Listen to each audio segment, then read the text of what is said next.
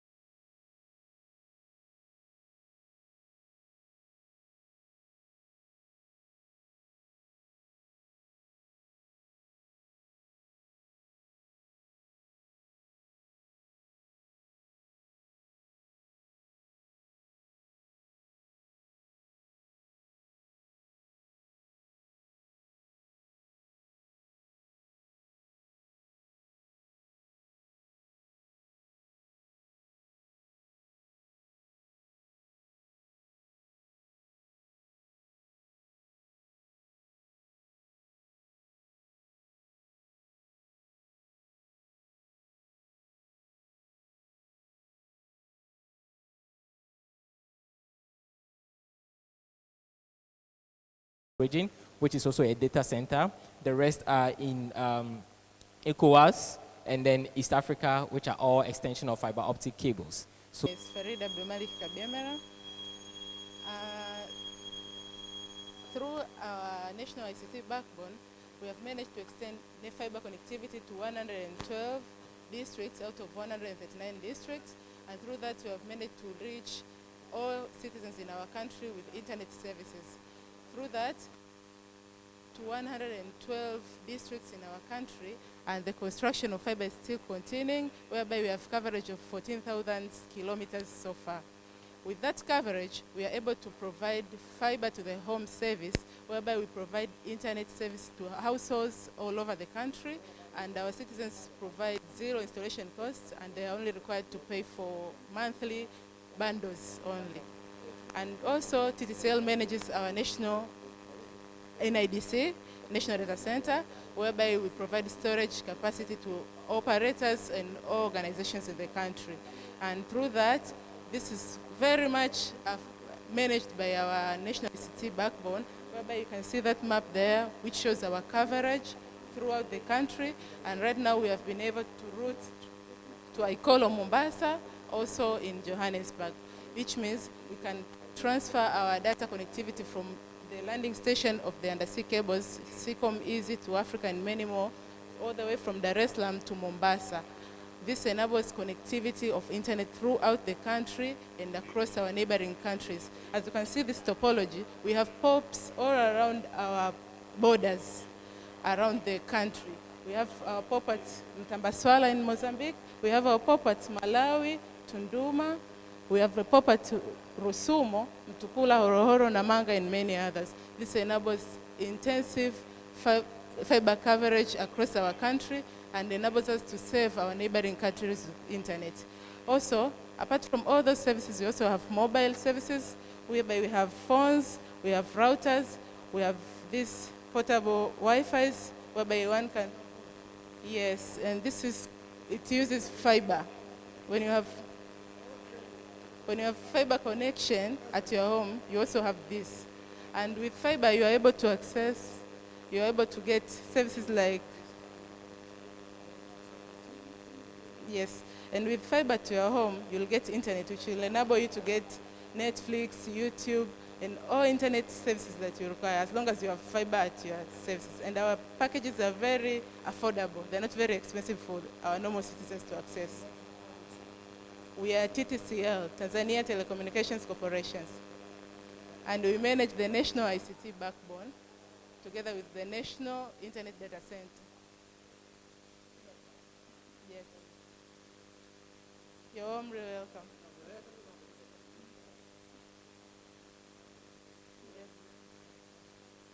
Yes, yes, yes. And we serve all other operators in the country. Yes, Asante, karibu sana. Inatumia namba za TTCL. 002. This one.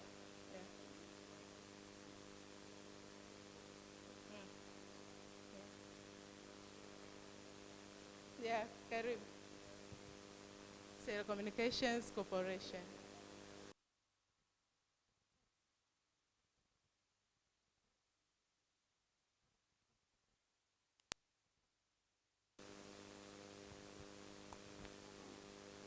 Good afternoon, sir.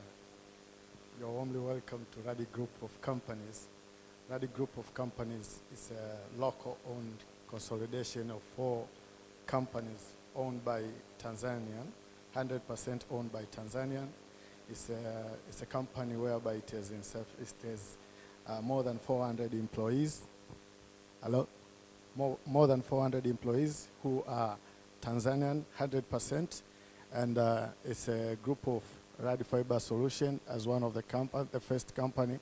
And then we come with Radi Fiber Manufacturing, Radi Fiber, Radi Electronics, and Radi Digital. I'll take this opportunity to hand over to my fellow Herman to tell us the journey of the inception of all the 4 companies from the beginning up to now when we are heading to the launching of the Radi Electronics company. Thank you. My name is Herman. Yes, we will start by thanking our government of Tanzania, where they have extended the fiber connectivity, as my colleague was explaining, to the district levels. Now, as Radi Fiber, our aim is to extend the fiber connectivity from the district levels to the ward levels. And who is doing that activity? We have the company called Radi Fiber Solution, who is the main contractor of fibers. They are the ones who will be constructing the fiber from the district levels to the ward levels. Now, once we have extended the fiber, who is going to manufacture that fiber that we'll be using to extend it? We have the company called Radi Fiber Manufacturing, who is the main factory which is producing the optic fiber cables and all the accessories which will be used to extend the fiber coverage from the district levels to the ward levels. Once we have extended the fiber, who is going to provide the internet for the use of the citizens at the district levels and ward levels? We have the company called Radi Digital, who is the main ISP, who will be providing the internet to the citizens at the ward levels, where we have Radi Electronics, which will be the factory, the main factory that will be launched very soon, where we'll be assembling smartphones, as we can see. All the electronic gadgets will be assembled at our factory in Mkuranga. And also, How do you relate to TTCL, yes, TTCL is creating the backbone from the national level to the district levels. We as Radi Fiber, we are extending it now from the district levels to the ward levels, to the home users, yes, to the distribution. Last mile, yes, yes.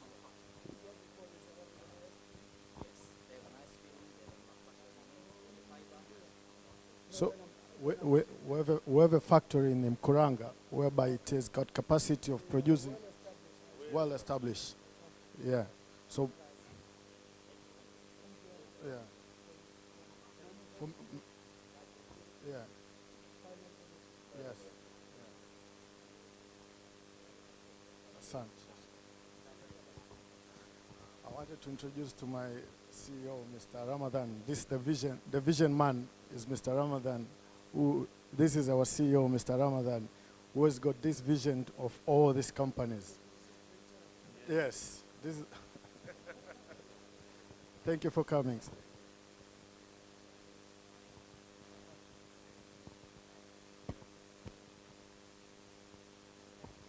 Karibu Mheshimiwa, sisi ni mfuko wa taifa wa bima ya afya, National Health Insurance Fund. Na tupo hapa kwa ajili ya kuonyesha kwamba tunapoenda kuimplement bima ya afya kwa wote, tumeamua kwenda kidijitali zaidi.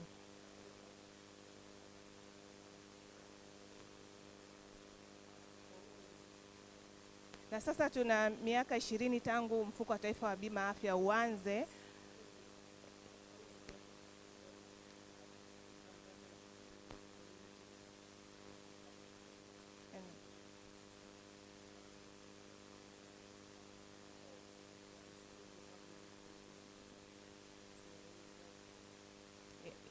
Ndio. Kwa hiyo kwa sababu tunaenda kwenye bima ya afya kwa wote, tumeona tukitumia mifumo itakuwa ni rahisi kuweza kuwafikia wananchi wengi kwa zaidi. Na kwa sasa hivi tumeanza kuimplement mfumo ambao tunaoita ni NHIF self service, ambao mwanachama ataingia ndani na kuweza kujisajili. Ataweza kuona wanachama aliowasajili, ataweza kuona huduma anazozipata hospitalini, lakini pia na kuweza kucontrol matumizi ya kadi zake pale anapokuwa kwenye kituo cha huduma. Na huduma hii mtu yoyote sehemu yoyote anaweza kuipata. Ndio.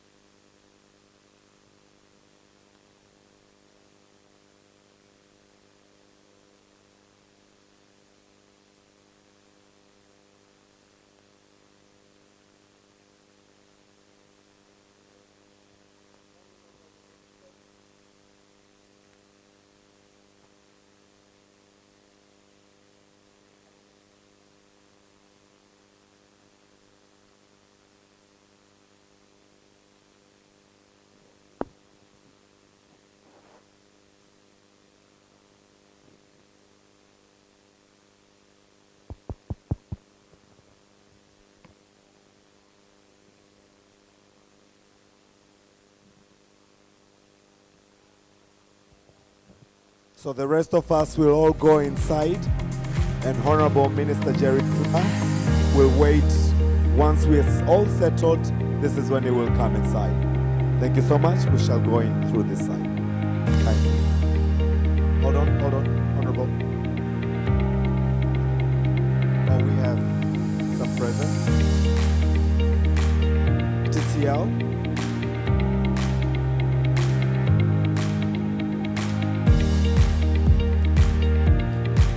May I request all of us now to get into salute as we are officially starting the program. We are starting the program now. All of us, please let's get into the salute.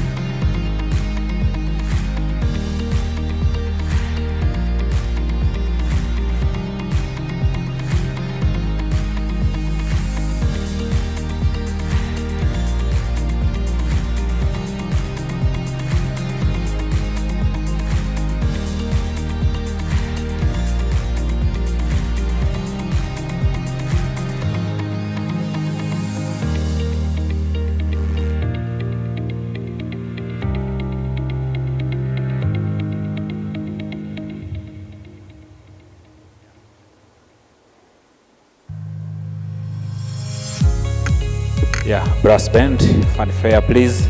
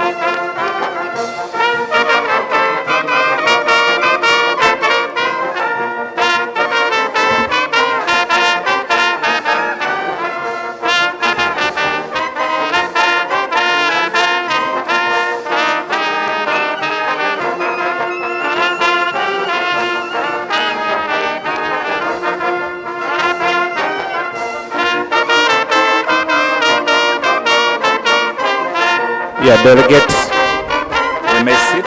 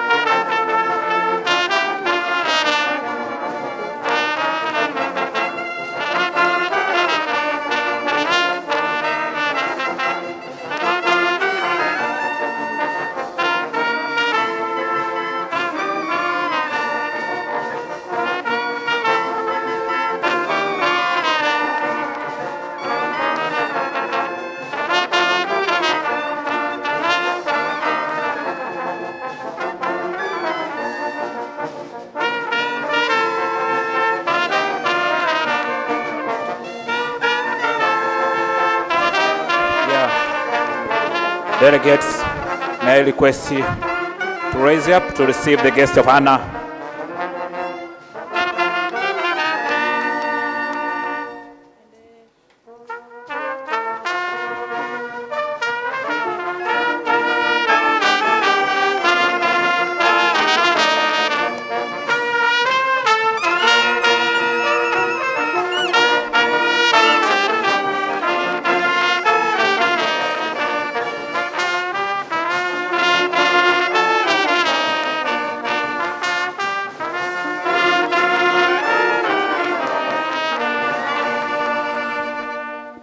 Thank you very much. Guest of honor, dear delegates, please get ready for Tanzania National Anthem and African Union Anthem. Brass band will take charge.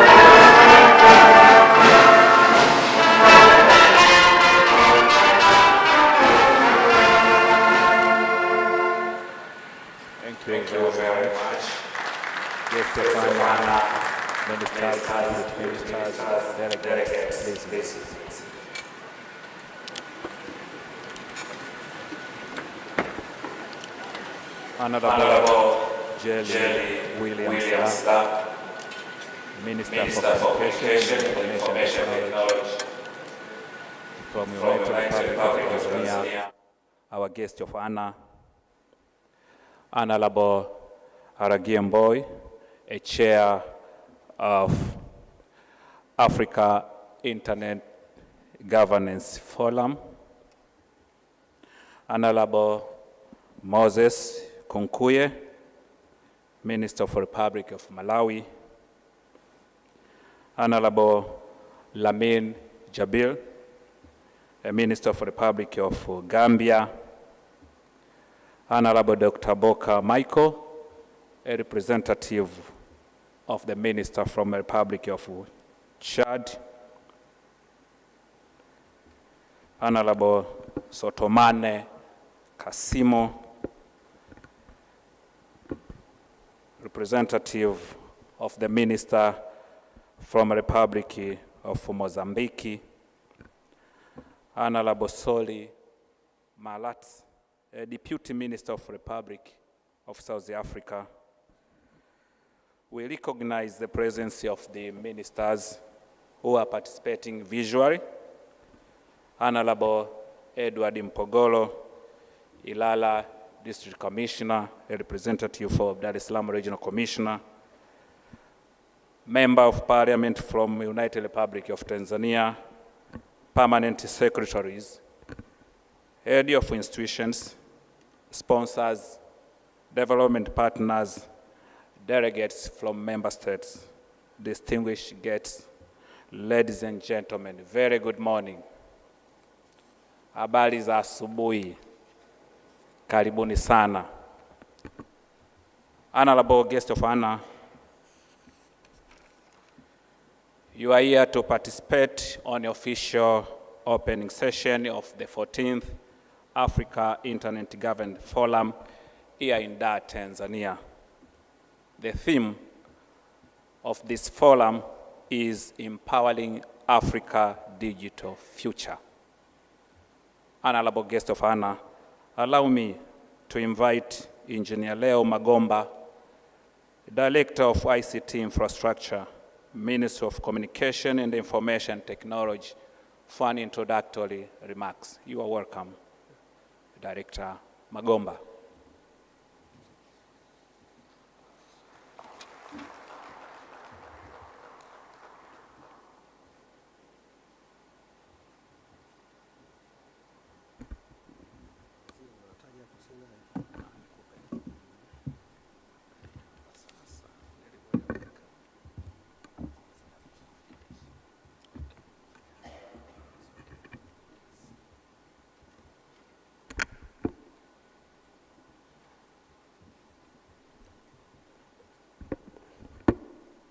Honorable Jelly Williams-Lah, Minister of Communication and Information Technology of the United Republic of Tanzania, distinguished guests, it is with great pleasure and profound optimism that I stand before you all at the opening ceremony of the Internet Governance Forum. The Africa Internet Governance Forum is a multi-stakeholder platform where representatives from governments, civil society, the private sector, technical communities, and academia come together to discuss and shape the future of the internet in Africa. It serves as a primary forum for dialogue, collaboration, and knowledge sharing on internet governance issues specific to the African continent. Paragraph 72 of the Tunisia Agenda set the mandate of the IGF to discuss public policy issues related to the key elements of internet governance in order to foster the sustainability, robustness, security, stability, and the development of the internet. Facilitate discourse between bodies dealing with different cross-cutting international public policies regarding the internet, and discuss issues that do not fall within the scope of any existing body. Interface with the appropriate intergovernmental organization and other institutions on matter under the purview. Facilitate the exchange of information and best practices, and in this regard, make full use of the expertise of the academic, scientific, and technical communities. Advise all stakeholders in proposing way and means to accelerate the availability and affordability of the internet in the developing world. Strengthen and enhance the engagement of stakeholders in existing and all future internet governance mechanisms, particularly those from developing countries. Identify emerging issues, bring them to the attention of the relevant bodies and the general public, and where appropriate, make recommendations. Contribute to the capacity building for internet governance in developing countries, drawing full on local resources and of knowledge and expertise. Promote and access on an ongoing basis the embodiment of WSIS principles in internet governance processes. Discuss inter alia issues related to the critical internet resources. Help to find a solution to the issues arising from the use and the misuse of the internet of particular concern to everyday users. More than 200 participants from various nations have been registered. The program consists of the high-level ministerial roundtable, main session, intergenerational dialogues, workshop, and a strategic policy discussion. The Day Zero pre-event took place yesterday on the 29th May, which included a parliamentarian track and a youth track. In addition, the African School for Internet Governance, AfriSIG, took place from 23rd to 28th May 2025 here in Dar es Salaam. After this meeting, the Africa Internet Governance Forum will provide its recommendations in the annual Global Internet Governance Forum, a United Nations convened platform that focuses on global internet policy and governance. Having said so, allow me now to introduce to you the excellencies and a distinguished guests who are here today in this opening forum. Honorable Edward Mpogolo, Ilala District Commissioner and the RC representative. The honorable ministers responsible for ICT, Honorable Dr. Boko Meko from Chad, Honorable Moses Kunkuyu, Minister for Republic of Malawi, Honorable Soli Malatz, Deputy Minister of Republic of South Africa,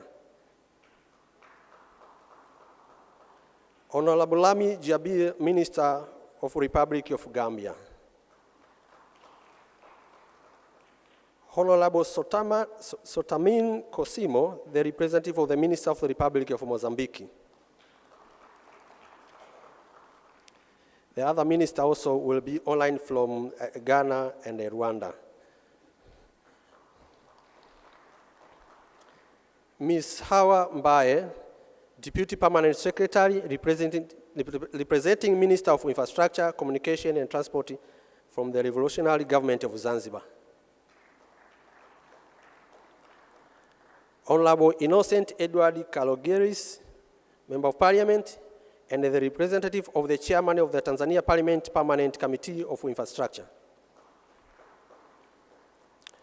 Honorable members from the Parliament of Tanzania, and all honorable members of Parliament from different countries. We have various different members of Parliament here. You can all stand up for recognition.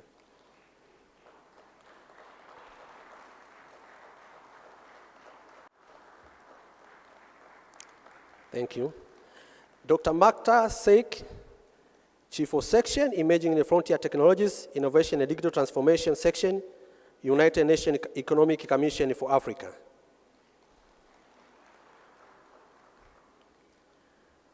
Honorable Ambassadors, Excellent Christine Grau from EU, Theresia Zetting from Finland. We have United Resident Coordinator in Tanzania, Ms. Susan Ngongi Namongo, and we have Head of UNESCO, Michael Toto. Dr. Emmanuel Manasseh, the ITU Regional Director for Africa.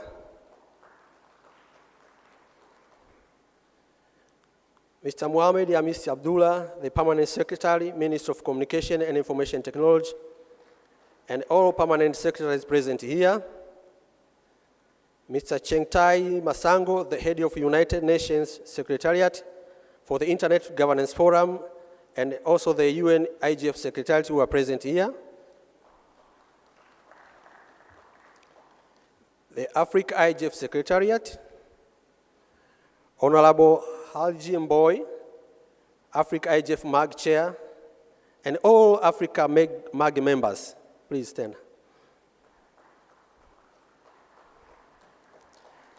Chairperson of the chairpersons of the institution under the Ministry of Communication and Information Technology. We have head of government institution and the private sector. We have representative of the permanent secretaries here.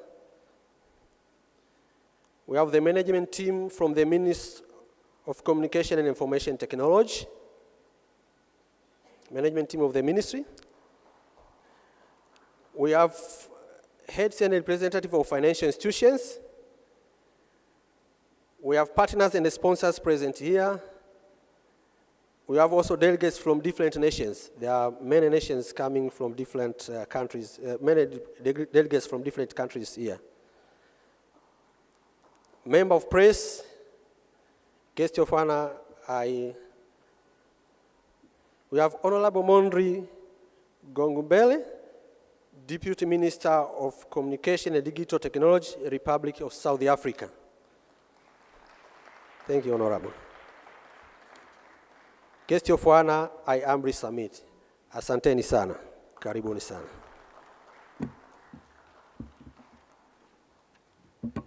Thank you very much.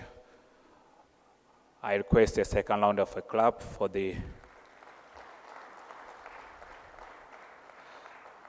guest of honor. Our apology for what we have done, especially on the introduction and the recognition of the Deputy Minister of Communication and Digital Technology from the Republic of South Africa.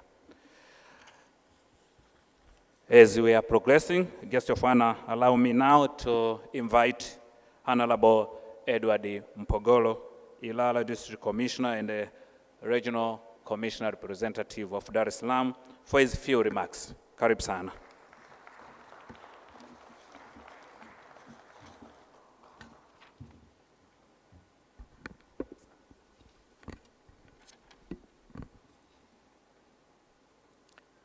Jamhuri ya Muungano wa Tanzania. Jamhuri ya Muungano wa Tanzania. Honorable guest of honor, Jerry William Slaa, Minister for Communication, Information and Technology. Honorable Chair, Honorable Minister and Deputy Ministers, distinguished delegates, all protocol observed. Honorable guest of honor, on behalf of Regional Commissioner of Dar es Salaam, I warmly welcome you and distinguished guests to this historical and beautiful city of Dar es Salaam. Honorable guests of honor, we congratulate you on the great job you are doing to help our beloved President, Dr. Samia Suluhu Hassan. It is just yesterday we saw you in Dodoma attending the CCM General Congress, and today you are with us here. Congratulations. Distinguished delegates and invitees, you are welcome to Dar es Salaam and feel at home away from home. Please, you are welcome to take a walk to see the beauty of the historical city of Dar es Salaam. And you will learn some Swahili words, the language which is one of the major languages in Africa. Originate from the African tribes spoken by many African countries. And we learn some of our Tanzania culture. On behalf of the Regional Commissioner, we wish you a success this meeting. Thank you for listening to me. Thank you, your honorable guest of honor. Thank you.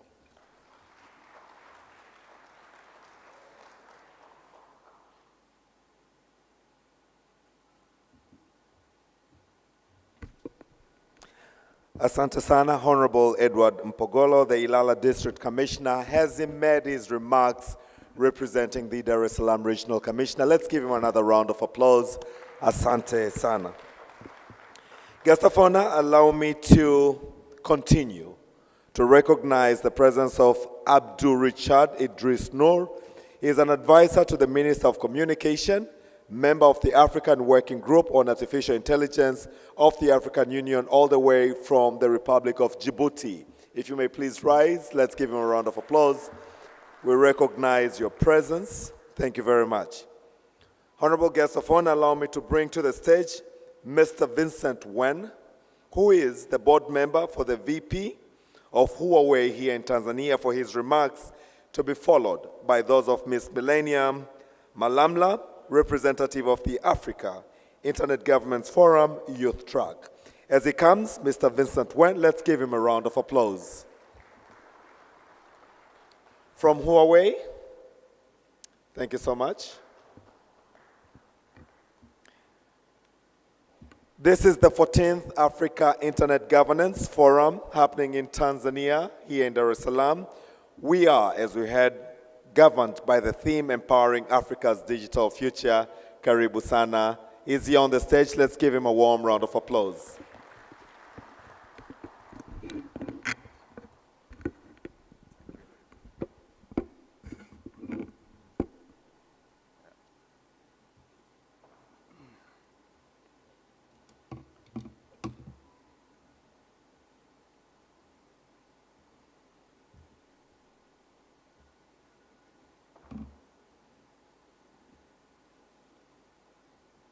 Good morning, Your Excellencies, Honorable Minister Present, distinguished guests, media present, ladies and gentlemen. It is a great honor and the privilege to stand before you today at the Africa Internet Governance Forum.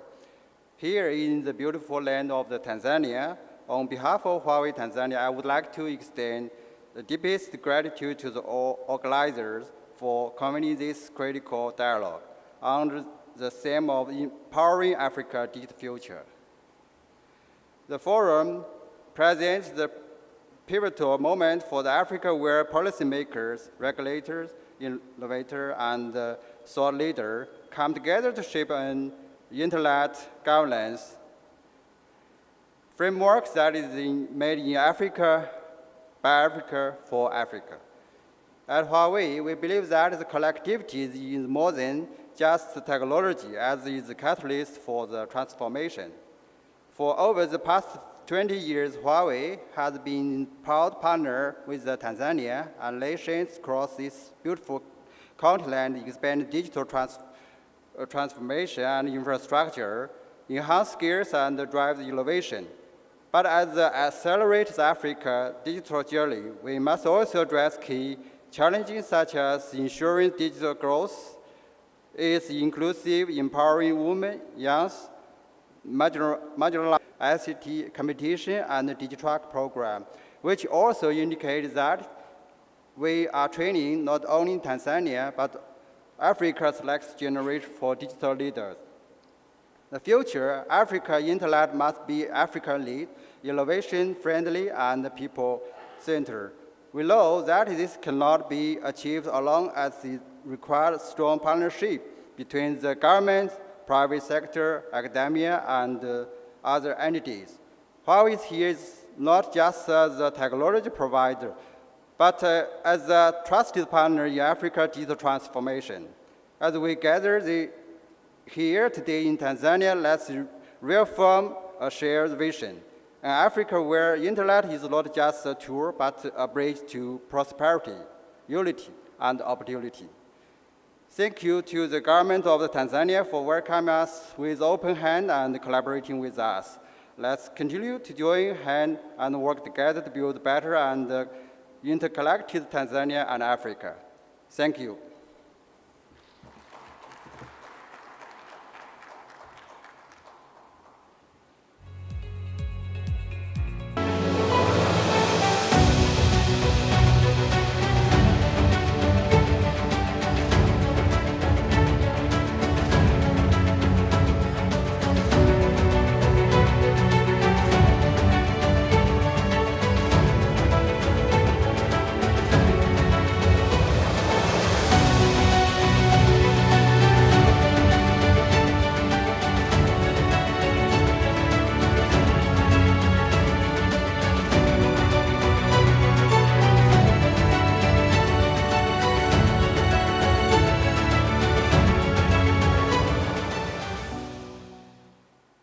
Nitailinda na kuitetea Katiba ya Jamhuri ya Muungano wa Tanzania kwa mujibu wa sheria iliyowekwa. Mwenyezi Mungu nisaidie. The United Republic of Tanzania a country within the African Great Lakes region, and it is an East African country known for its vast wilderness areas. They include the plains of Serengeti National Park, a safari mecca populated by the Big Five: the elephant, lion, leopard, buffalo, and rhino, and the Kilimanjaro National Park, home to Africa's highest mountain. In the offshore lies the tropical islands of Zanzibar and Mafia, with a marine park home to whales, sharks, and coral reefs. Tanzania's digital transformation journey has not been easy. Like other countries, Tanzania established e-government agency back in 2012. These early efforts made by the government of Tanzania were to begin the first stage of digital transformation journey, which was digitization managed by e-government. The government of Tanzania established the Ministry of Communication and Information Technology to set a ground into a second stage of digitalization and transforming this beautiful, blessed country of Africa. In contrast to the first stage of digitization managed by e-government, the ministry came into place to enforce digitalization and provide e-governance in the country. Through this e-governance initiative, the ministry managed to prepare the first in 10 years digital economy strategic framework that was launched by Her Excellency, the President of the United Republic of Tanzania, Dr. Samia Suluhu Hassan, on July 29, 2024. To set the foundation for implementation of digital economy, the ministry prepared the Tanzania Enterprise Architecture Framework, the Tanzania Interoperability and Standardization Framework, the Digital Public Infrastructure Blueprint, and the 2024 Tanzania Technology Stack. Tanzania Stack includes a set of open APIs and digital public goods that aim to unlock the economic primitives of identity, data, and payments at population scale. The stack has 3 layers, namely enabling layer, digital public infrastructure layer, and application layer. The 3 key pillars of this Tanzania Technology Stack is found on the DPI layer. To name them are digital payment, digital identity, and data sharing. These 3 pillars in the stack have been named using the beautiful Swahili language, which is originating from Tanzania, namely Jamii Namba as digital identity, Jamii Malipo as digital payment, and Jamii Exchange as data exchange. Tanzania has seen Jamii Namba issued to over 25 million residents who are over 18 years. The efforts are ongoing to issue the number to under 18 years of age. The Jamii Malipo, which is interoperable digital financial service, sets a platform for over 1,000 transactions that go through Tanzania instant payment system daily, that also connects all mobile money, banks, and non-banks. The efforts are ongoing to have Jamii Namba enabled payment that is expected to raise the economy of this country of East Africa. The 3rd pillar of the stack, located in the DPI layer, is Jamii Exchange, which sets the platform for data exchange. Tanzania has locally developed the first homegrown solution, probably in the Horn of Africa, that facilitates a smooth data exchange engine built with the consent at the core. The Jamii Exchange has privacy and security by design, and at the center of this engine, it is personal data protection.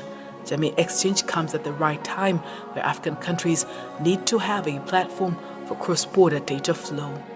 To strengthen the e-governance through the ministry, the government established ICT Commission, which is responsible for overseeing national ICT policy, enacted the 2022 Personal Data Protection Act, and established its course for Cross-Border Protection Commission. These and many more efforts has set Tanzania readiness to enter into personal government stage, which is the highest stage, and a vision obtained after successful digital transformation. With personal government, Jamii Portal and Jamii Wallet are among building blocks and use cases that will see the country smoothly transform itself among global digital economic powers. With Jamii Exchange, the President of Tanzania, Her Excellency Dr. Samia Suluhu Hassan, is proud to welcome all African countries to participate on this Suluhu platform for cross-border data sharing between countries. It is high time now Africa sets regulatory framework to enable use of data sharing within and outside the borders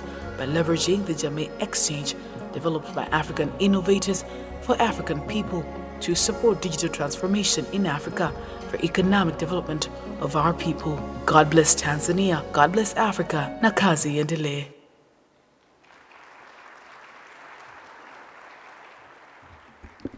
Asante Sana. Guest of honor, allow me once again to continue to recognize the wonderful presence of the UN delegates that we have. If you know you're coming from the UN family, please, if you can please rise. I can see UNESCO is here, UNDP. Thank you so much for being with us. Excellency, we also have Excellencies, ambassadors, diplomatic members of the diplomatic community. We have the European Union and other development partners. If you can also please rise, we continue to recognize your presence. Thank you very much. If you want to go fast, go alone. But if you want to go further, go together. This is why, in the spirit of Partnership Goal 17, we have them with us. Guest of honor, allow me now to invite to the podium, she's already on the stage, Miss Soreen, to take us through the next set of program. Karibu sana.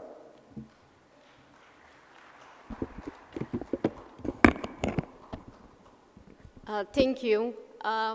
Good morning, guests of honor, distinguished delegates, all protocol observed. My name is Soreen Asafa. I am the coordinator for the African IGF Secretariat under the United Nations Economic Commission for Africa.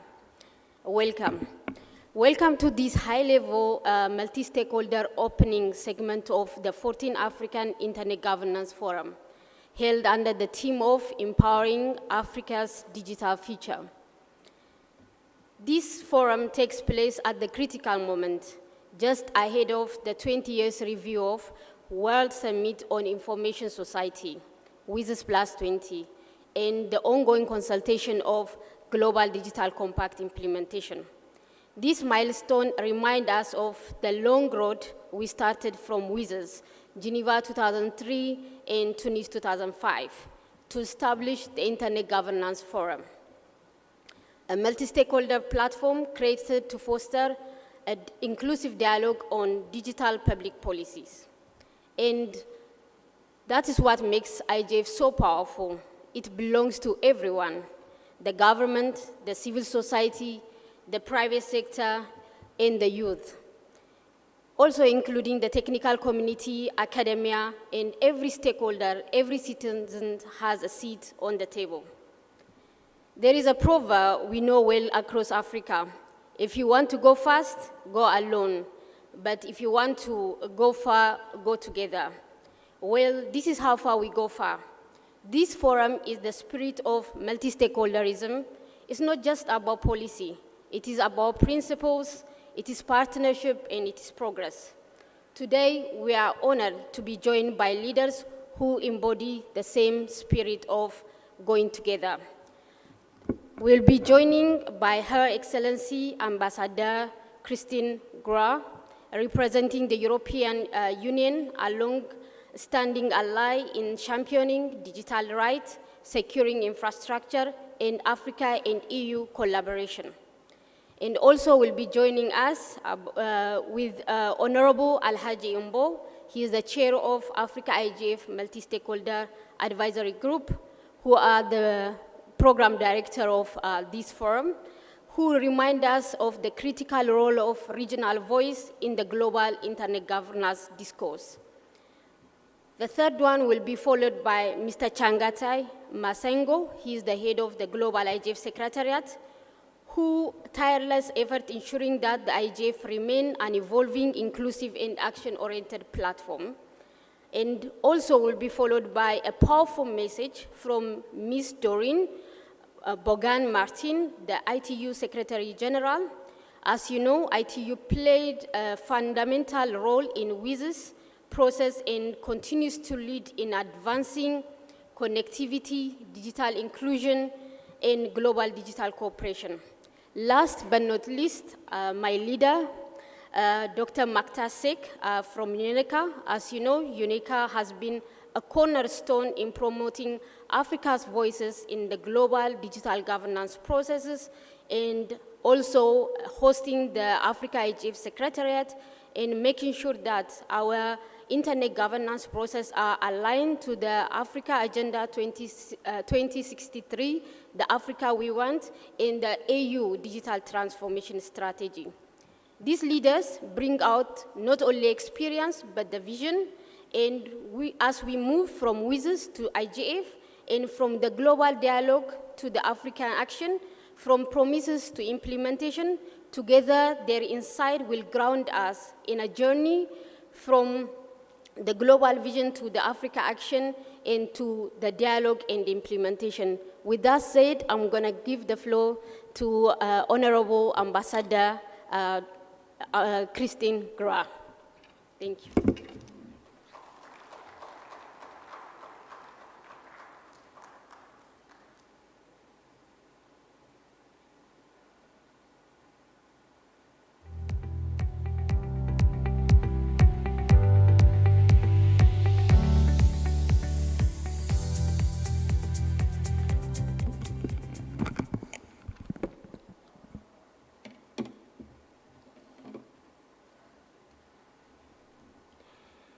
Honorable guest of honor, the Prime Minister of Communication and Information Technologies, honorable chairs, honorable ministers and deputy ministers from the whole African continent,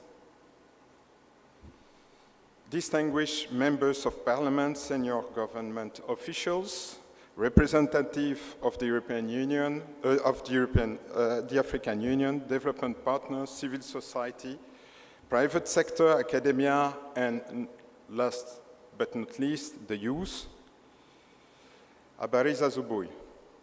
Good morning, bonjour à tous. Obviously, dear Minister, I'm not Christine Rau, the ambassador, like you can see. She had other important engagement, and I'm proud to represent the European Union today.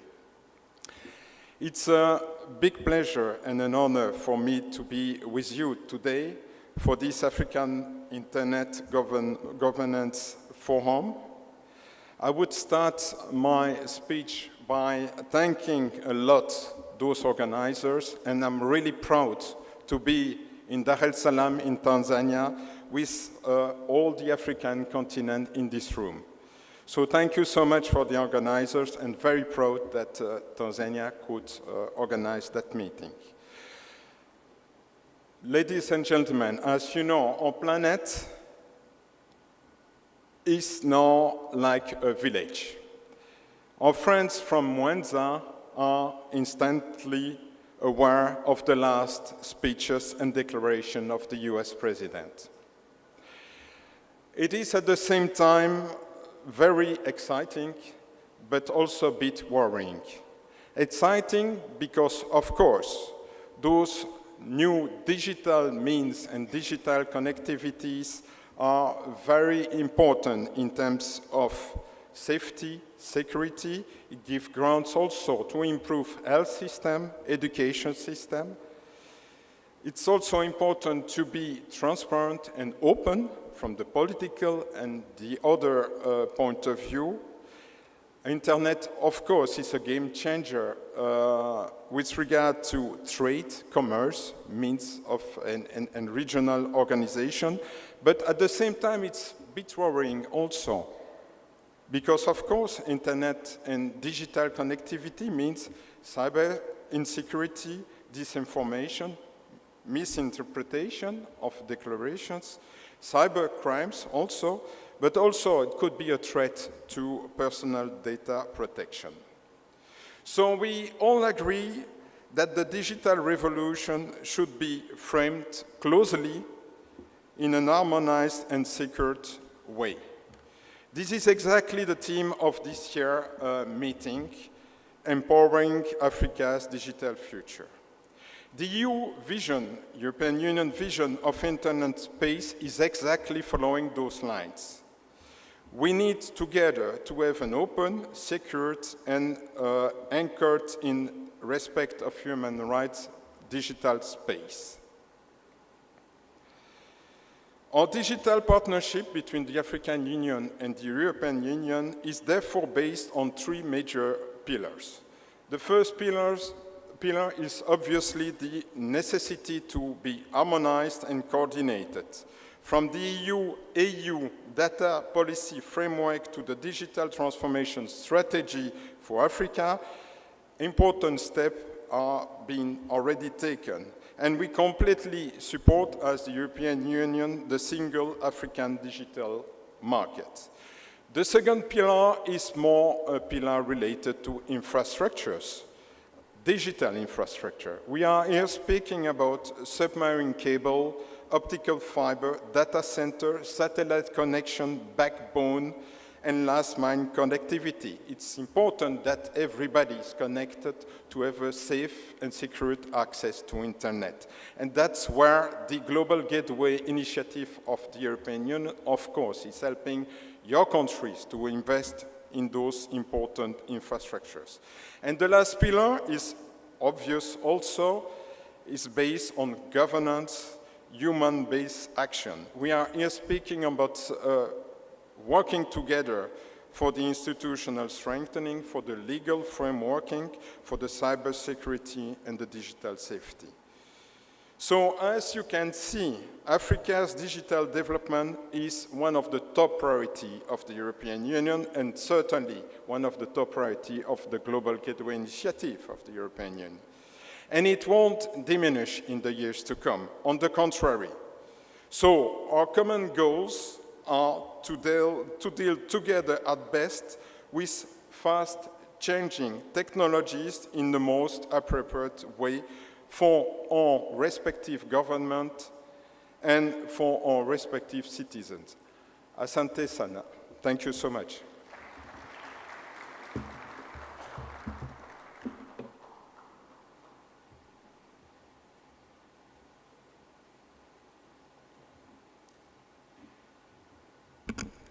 Now we will have a remark from the MAX chair for the African IGF, Honorable Alhaji Mbo. He is a member of Parliament of the Gambian National. He is a member of the Pan-African Parliament.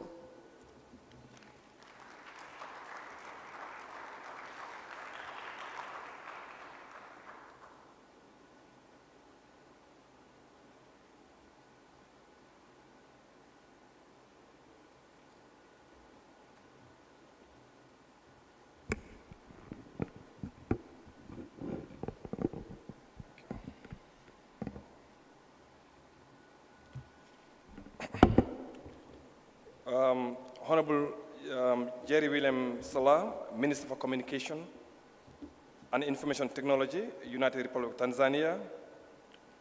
Honorable Lamin Jabi, Minister of Communication and Digital Economy, the Gambia. The Minister for Information and Digital Economy from Malawi. Representative from the Ministry of Digital Economy, Mozambique. The Deputy Minister, Republic of South Africa, Monli Ngungubeli. Honorable Members of Parliament, Dr. Matar Sek, Chief Section, Emerging and Frontier Technologies, UNECA.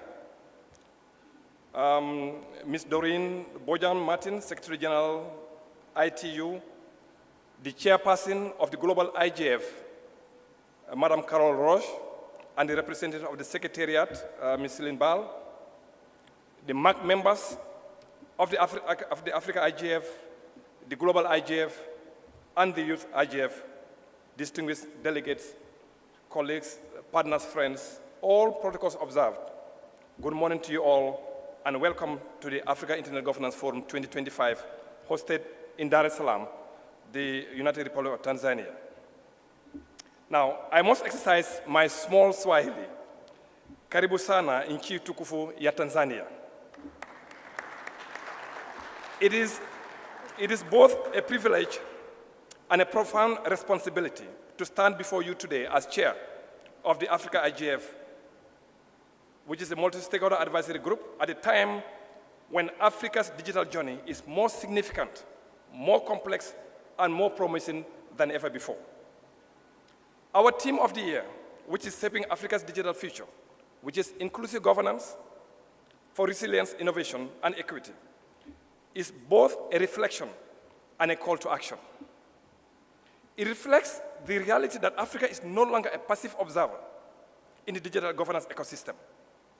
We are a region of 1.5 billion people, a young, vibrant population, and rapidly growing digital economy.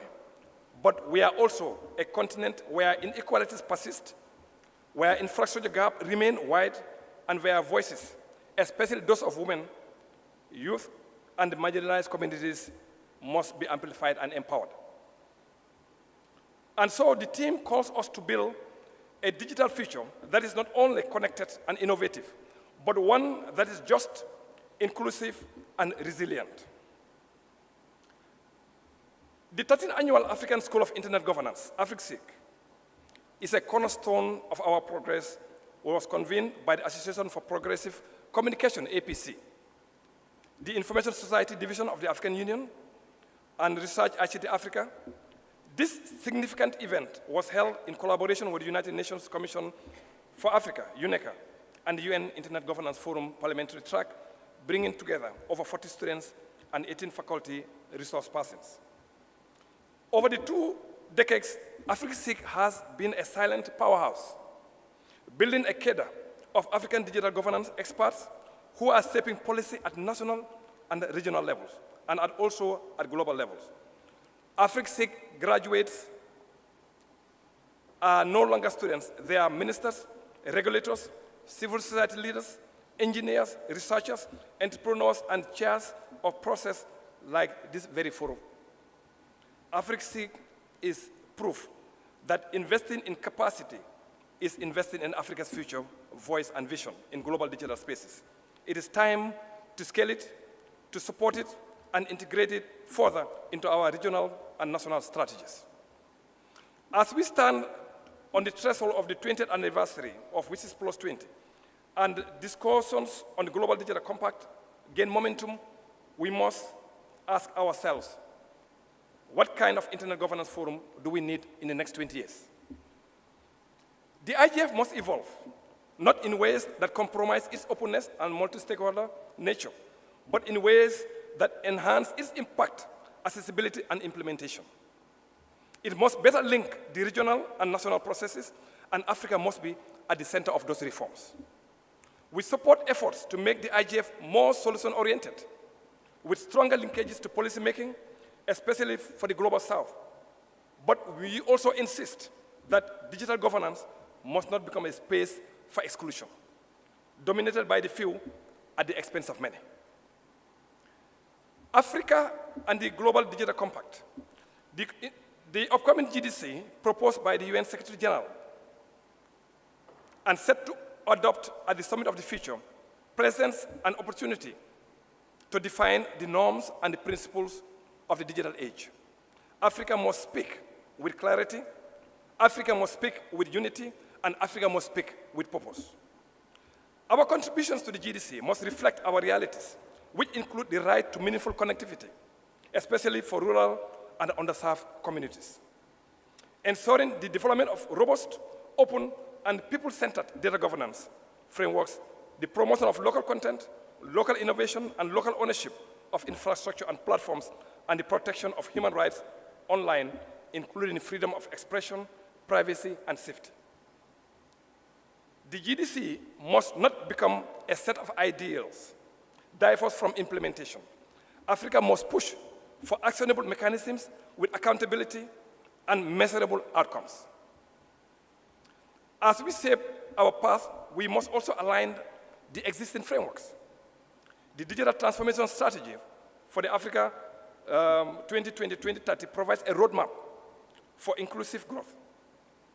Looking at the AU data policy framework is a blueprint for sovereignty, rights-based, and development-oriented data systems. Not forgetting Agenda 2063, which reminds us that digital transformation must serve the broader goals of integration, prosperity, and peace. Internally, our engagement with WSIS Plus 20, the GDC, E-Trade for all, ITUs, WTs, DC, and others must be strategic and value-driven. Africa must not only be consulted, we must be creators of the future that we want. As we deliberate over the next few days, let us remember, forums are not ends in themselves. Our work must influence policy, change lives, and build systems that serve people, not just platforms. The Africa IGF must be a year-round ecosystem, one that tracks progress, strengthens national IGFs, build partnerships with the private sector and the technical community, and ensure that youth, women, and persons with disabilities and grassroots voices are on the table, not as tokens, but as shapers of policy. In closing, distinguished guests, colleagues, and friends, Africa's digital future is not something we can import. It is something we must co-create with courage, with knowledge, and above all, with conviction. From AfriCSIC to Africa IGF, from WSIS Plus 20 to the GDC, our task is very clear: to ensure that the internet and all emerging digital technologies work for the many, not just for few, for development and not for division, and for dignity and not for domination. Equally, we must take charge of our digital sovereignty as a nation and as a continent. Our future lies in our own hands, and we must take charge now. Let us build the digital future together for a better and prosperous Africa. Thank you all. Asante sana.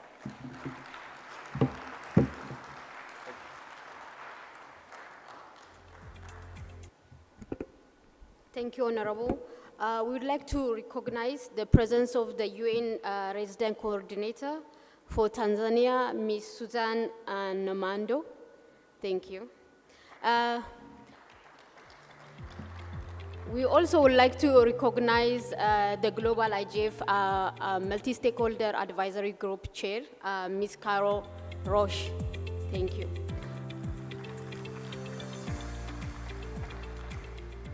Thank you, Carol. Okay, next we will have Mr. Changatai Masengo. He is the head of the United Nations Secretariat for the Internet Governance Forum. He will be joining us online.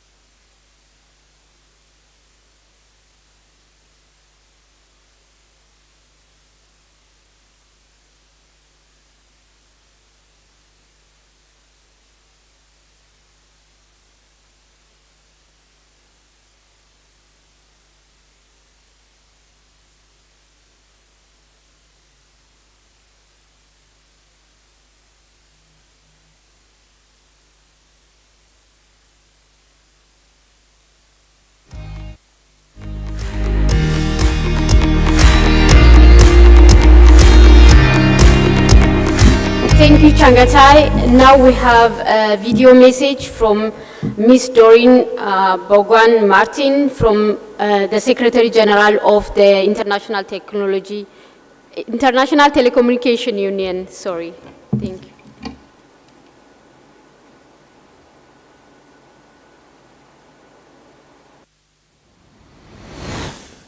On behalf of the International Telecommunication Union, I offer heartfelt congratulations to the United Republic of Tanzania on the launch of your revised foreign policy and on the documentary showcasing your global engagement since 1961. Tanzania joined the ITU in 1962 and has been an active member state ever since, serving on the ITU Council, the Radio Regulations Board, and contributing to the work of all three ITU sectors. A pivotal moment came in 1985 when the world gathered in Arusha to tackle the missing link, the urgent challenge of bringing every household on Earth within easy reach of a telephone. Tanzania was where the world committed to connectivity as a driver of development and opportunity for all of humanity. 40 years later, our shared vision continues to evolve. Today's missing links are meaningful access to the internet, digital skills, and emerging technologies like artificial intelligence. As we continue to shape our shared digital future, I have every confidence Tanzania will continue to lead with a foreign policy that embraces the infrastructure, innovation, and partnerships needed for everyone to thrive across the African region and beyond. I thank President Samia Suluhu Hassan for her commitment to multilateralism and digital diplomacy. And on behalf of the ITU family, I congratulate you again on these historic milestones. Thank you.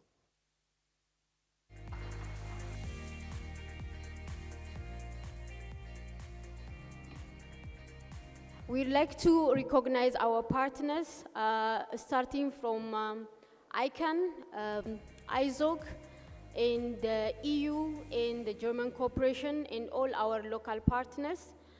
Also the Secretariat partnership between UNECA and the African Union that will lead us to the next remark from Dr. Maktasek. He's the Chief of Section for Emerging and Frontier Technologies, Innovation and Digital Transformation Section at the United Nations Economic Commission for Africa. Thank you.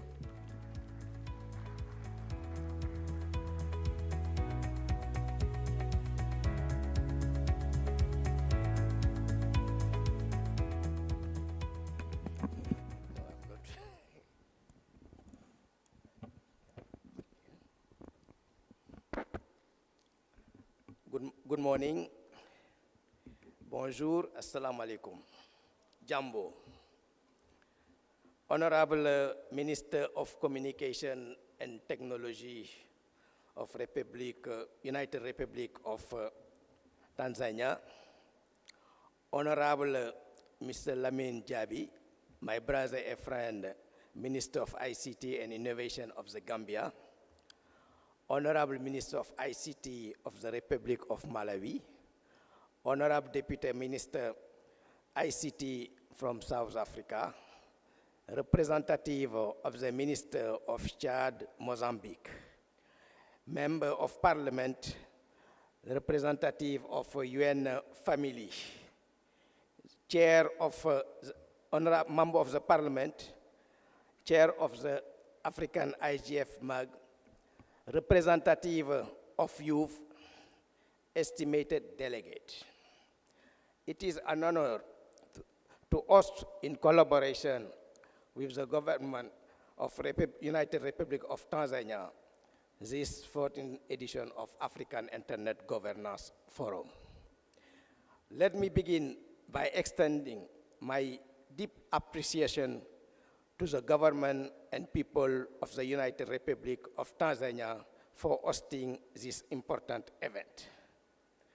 Our gratitude goes to His Excellency, Honorable Minister for Communication Information and Technology for ensuring that this annual meeting of Internet Governance Forum is both meaningful and inclusive for all.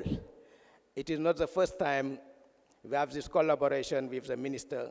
We organized 7 months ago, the Africa WCIS review meeting. It was very well organized with support of the government. I would like to extend also my congratulations to the African IGF Secretariat, which include the Economic Commission for Africa. We have people working behind in Addis Ababa, also the African Union Commission, as well as the African Internet Governance Multi-Advisory Group, chaired by my brother Elajimbo, and all stakeholders who contribute to this highly commitment with a few months. Several speakers already talked about on the objective of the Internet Governance Forum. But let me summarize quickly. It has been 20 years we adopted the World Summit of Information, particularly the Declaration of Principle and the working definition of Internet governance.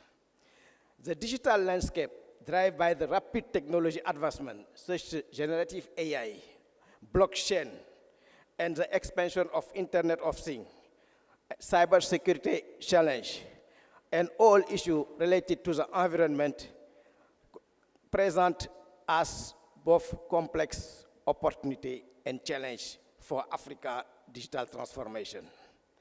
Let me highlight some issues. I'm going to start by the bad news before the good news. Africa is the least internet connectivity across the world, with 62% of our population offline. We have 82% coverage by the mobile network, but 70% people living in this area are not connected. Also, another issue, it is an application on issue on related to the content. When you look at internet now, on the local content, we have Kiswahili, we have also Amara and other language. They account for 0.1% on the web content. Means our local content, our local language are not well represented in the web. And in Africa, we have more than 2,000 local languages. But we have seen a lot of progress made by African government. And now all African governments use digital technology as a key driver for socio-economic development. We have seen a lot of progress since 2005. In 2005, the connectivity was 2.1%. Today, we have 38% connected. Means with 2005, we have 17 million people connected. Now we have about 700 million people connected. I can give you a good example. Let's take the example of Tanzania. In 2005, Tanzania, the connectivity was 2.1%. Today, Tanzania has 75% connectivity. And Tanzania is among the 10 top countries leading connectivity in the continent, and the #1 in East Africa. I think Honorable Minister, the country can come to learn how we increase connectivity. Also, we develop a lot of application in the rural area, rural sector. We have seen a lot of application in Kenya, in Ghana. It seems we are making a lot of progress. Also, all good news, Africa lead the mobile money revolution.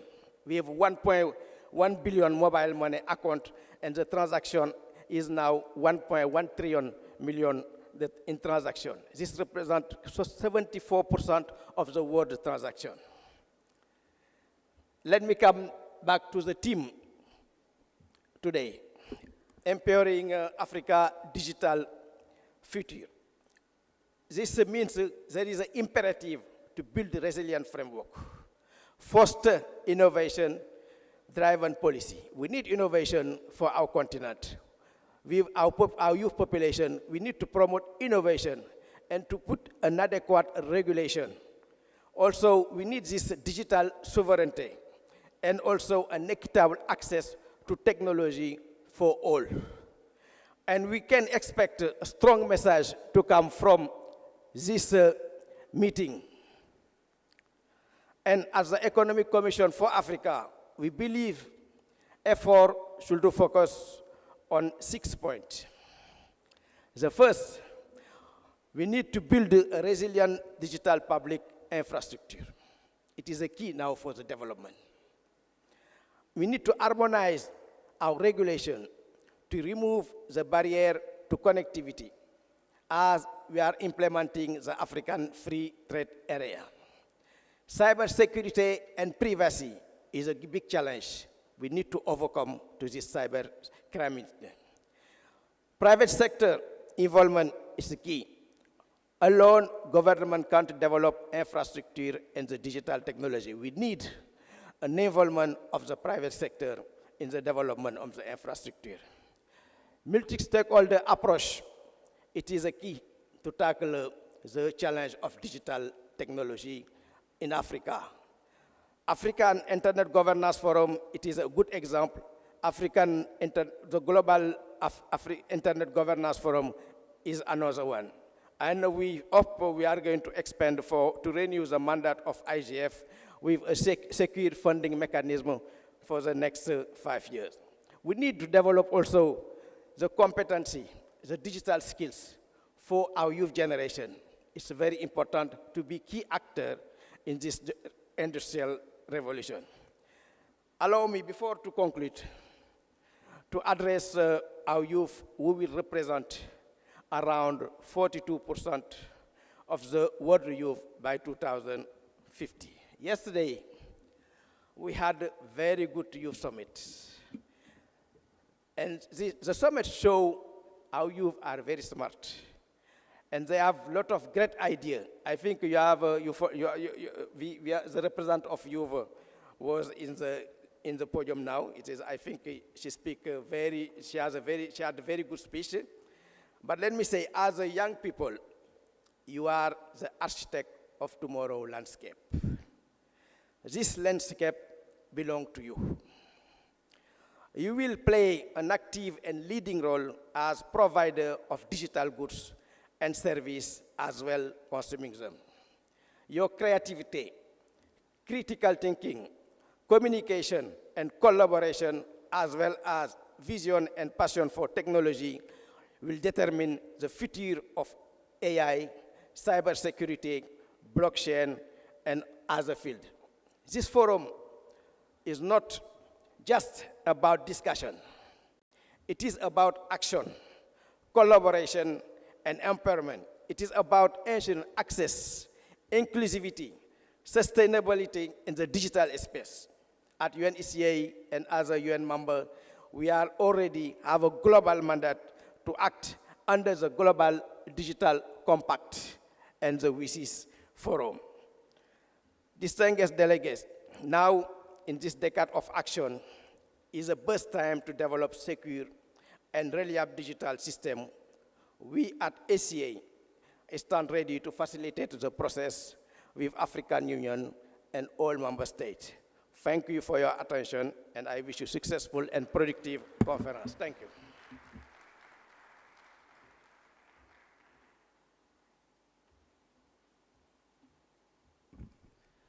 Asante, asante, asante sana, Dr. Makta Sek, Chief of Section of the UN ECA, for your kind remarks. Allow me to borrow from your very end of your remark when you said the young people are the architects of tomorrow's landscape. We have to bear this at mind and at heart. Let's give him another warm round of applause. Thank you so much.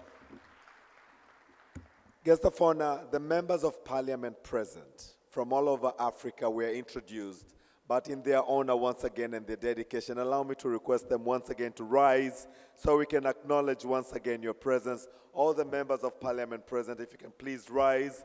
Let's put our hands together for all of them.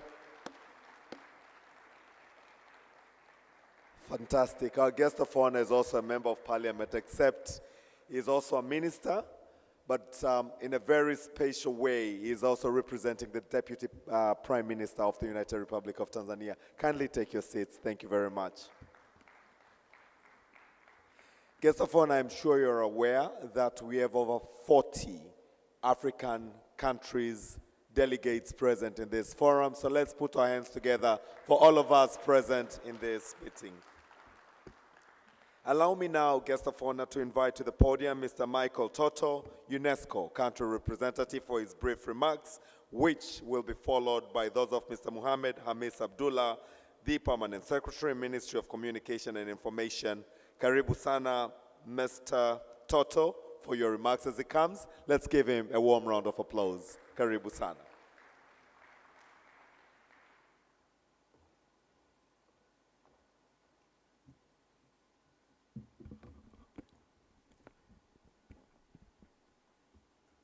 Honorable Minister Jerry Sila, Minister of Communication and Information Technology, our guest of honor today. Honorable Ministers and Deputy Ministers present today, leaders and officials here present, Excellencies, dear UN Resident Coordinator, distinguished guests, ladies and gentlemen, all protocol observed. Good morning, Bariza Leo. It is a great honor for me to be here today to officially hand over the Tanzania Artificial Intelligence Readiness Assessment Report, an important step that positions the country in a leading role for advancing ethical, inclusive, and human-centered AI governance on the African continent. This report translates the fruitful cooperation between UNESCO and the government of the United Republic of Tanzania, and especially the Ministry of Communication and Information Technology, whose leadership in supporting this ambitious and timely initiative is highly appreciated. This report is a reaffirmation of the commitment of Tanzania to the implementation of the UNESCO recommendation of the ethics of AI, the world's first global standard on ethical governance on artificial intelligence, adopted in 2021 by 193 member states, but also to the UN Global Digital Compact and the EU Continental Strategy on AI. The report is the outcome of an inclusive process involving over 240 stakeholders from government, academia, private sector, civil society, and youth, ensuring wide participation and share ownership in building the country's AI future. The report outlines priorities and provides recommendations to guide the country's next step in developing its national AI strategies based on national values to accelerating Tanzania's transition towards responsible AI adoption, deployment, and use in an enabling environment for investment, research, and innovation. Distinguished guests, ladies and gentlemen, this launch taking place during the 14th African Internet Governance Forum sends a powerful message. Tanzania is not only adopting technology, but is shaping its own artificial intelligence future with a strong ethical vision. UNESCO is proud to have accompanied this process, allowing Tanzania to join over 23 African countries we are supporting with AI readiness assessment and over 60 worldwide. As official partner to the South African G20 Presidency Task Force on AI, UNESCO is working to ensure that African perspectives on AI governance are reflected in global AI policy discussion and fora. The upcoming third UNESCO Global Forum on the 80s of AI at the end of June in Bangkok will be another opportunity for such experience sharing, and I'm pleased that Tanzania will participate.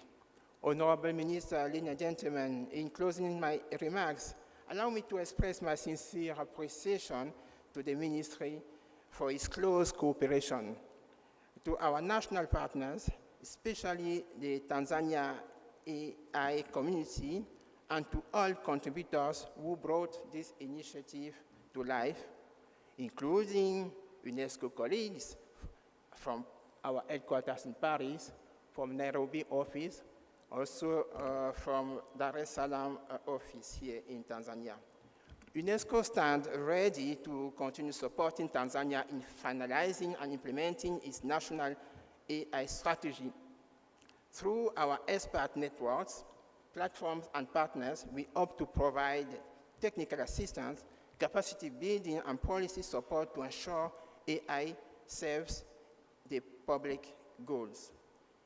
It is now with pleasure, Honorable Minister, that I officially hand over this strategic report, this strategic document to you, Honorable Minister, today in the presence of our distinguished partners and our distinguished guests. Thank you.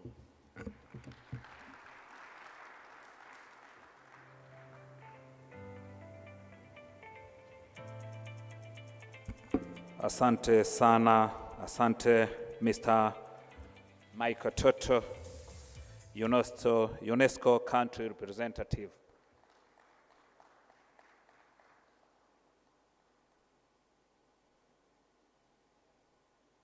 Thank you very much.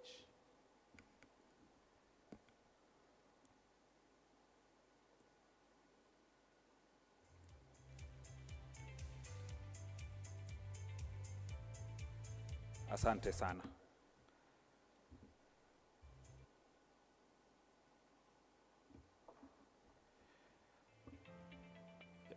Guest of honor, kindly please pay attention to Tanzania National Digital Economy, which will play soon. Please go ahead. Provision to citizens through digital systems has evolved significantly. This transformation is driven by the proliferation of internet services, mobile networks, and emerging technologies such as artificial intelligence and robotics. In 2021, President Samia Suluhu Hassan established the Ministry of Information, Communications, and Information Technology. The ministry aims to develop and manage ICT policies, laws, regulations, and strategies. In 2024, the ministry was officially re-established as the Ministry of Communication and Information Technology with a focus on ICT. This initiative aimed to address the growing demands of the digital age, including the expansion of internet access, the promotion of cybersecurity measures, and the implementation of innovative technologies to support economic growth and public services. In 2022, following the President's directives, the ministry began drafting the National Digital Economy Strategy. This initiative involved collaboration with various stakeholders, including government ministries, private sector entities, development partners like the World Bank and the European Union, civil organizations, and other interested parties. In July 2024, the strategy was officially launched by Her Excellency Dr. Samia Suluhu Hassan, President of the United Republic of Tanzania. The strategy outlines how various economic sectors such as agriculture, health, and education can leverage ICT to enhance service delivery and promote national welfare and economic development. the 6 pillars of the digital economy strategy. The first pillar focuses on creating and enabling digital infrastructure, which is foundational for the digital economy. This infrastructure comprises hard and soft components. Hard infrastructure includes the national ICT backbone, data centers, disaster recovery sites, Jamii centers, cell towers, and submarine cables. Soft infrastructure involves the development and utilization of ICT systems within the country. To achieve interoperability between private and public sectors, Tanzania has developed a digital public infrastructure known as Tanzania's Digital Technology Stack, comprising digital ID, Jamii Number, digital payment system, Jamii Pay, and digital data exchange, Jamii Data Shirikishi. Tanzania has undertaken significant initiatives to bolster its cybersecurity framework. In the 2024 Global Cybersecurity Index (GCI) by the International Telecommunication Union, Tanzania achieved Tier 1 status. The country achieved a perfect compliance score across all 5 key cybersecurity pillars: legal, technical, organizational, capacity building, and international cooperation. This places Tanzania among Tier 1 global leaders, alongside nations like the US, UK, and South Korea. The Tanzania Computer Emergency Response Team serves as the national body for coordinating responses to cybersecurity incidents. It provides rapid incident response, issues timely alerts, and fosters collaboration between public and private sectors to mitigate cyber threats effectively, operating under the Tanzania Communications Regulatory Authority (TCRA). The second pillar emphasizes digital governance and creating an enabling environment through effective policies, laws, and regulations. The ministry, in collaboration with stakeholders, has prepared 14 guidelines, including the Digital Economy Strategy 2024, the National IT Policy 2024, the Tanzania Enterprise Architecture Framework, and the Tanzania Digital Public Infrastructure Blueprint. These guidelines aim to ensure an inclusive environment for ICT utilization across Tanzania. The ministry is finalizing the IT law, which will govern digital governance and the enabling environment, ensuring no one is left behind in the digital economy. The third pillar focuses on building awareness and digital skills among citizens. Empowering citizens with digital literacy and skills is crucial for the digital economy. The ministry has sent 20 employees abroad for master's degrees in emerging technologies and plans to send 30 more employees for capacity building. Additionally, 450 employees will receive short-term training on emerging technologies. The strategy seeks collaboration between public institutions and the private sector to promote ICT awareness and digital skills for all Tanzanians. The fourth pillar promotes a culture of digital innovation and the adoption of enabling technologies. The ministry is establishing a Digital Technology Institute in Dodoma to provide citizens with the knowledge and opportunities to harness their creativity productively. The strategy supports startups to boost employment and income for the youth. The National ICT Innovation and Startup Portal will connect large companies, researchers, and designers with young entrepreneurs to foster the digital economy. The fifth pillar ensures the integration of special groups into the development digital systems and applications. This inclusive approach does not discriminate based on origin, race, age, ethnicity, or economic status, ensuring everyone can participate in the digital economy. The sixth pillar focuses on enabling digital financial services. The central bank will regulate and manage digital financial transactions, ensuring customer security and adherence to online protection guidelines. The Tanzania Revenue Authority will set targets for tax collection from the digital economy. Digital financial services facilitate quick and secure money transfers, digital payments such as QR code, POS, LIPA number, and access to loans. The Tanzania Instant Payment System TIPS integrates financial systems, including the government's Digital Payment System (GEPG), increasing government revenue by reducing income loss. Execution and review. Tanzania fosters collaboration between government, private sector, and academia to pool resources, share expertise, and develop tailored policies. The execution of this strategy will involve collaboration between public and private sector under the National Business Council (TNBC). Given the rapid pace of technological change, the strategy will be reviewed triennially. God bless Tanzania. God bless Africa. Na kazi iendelee.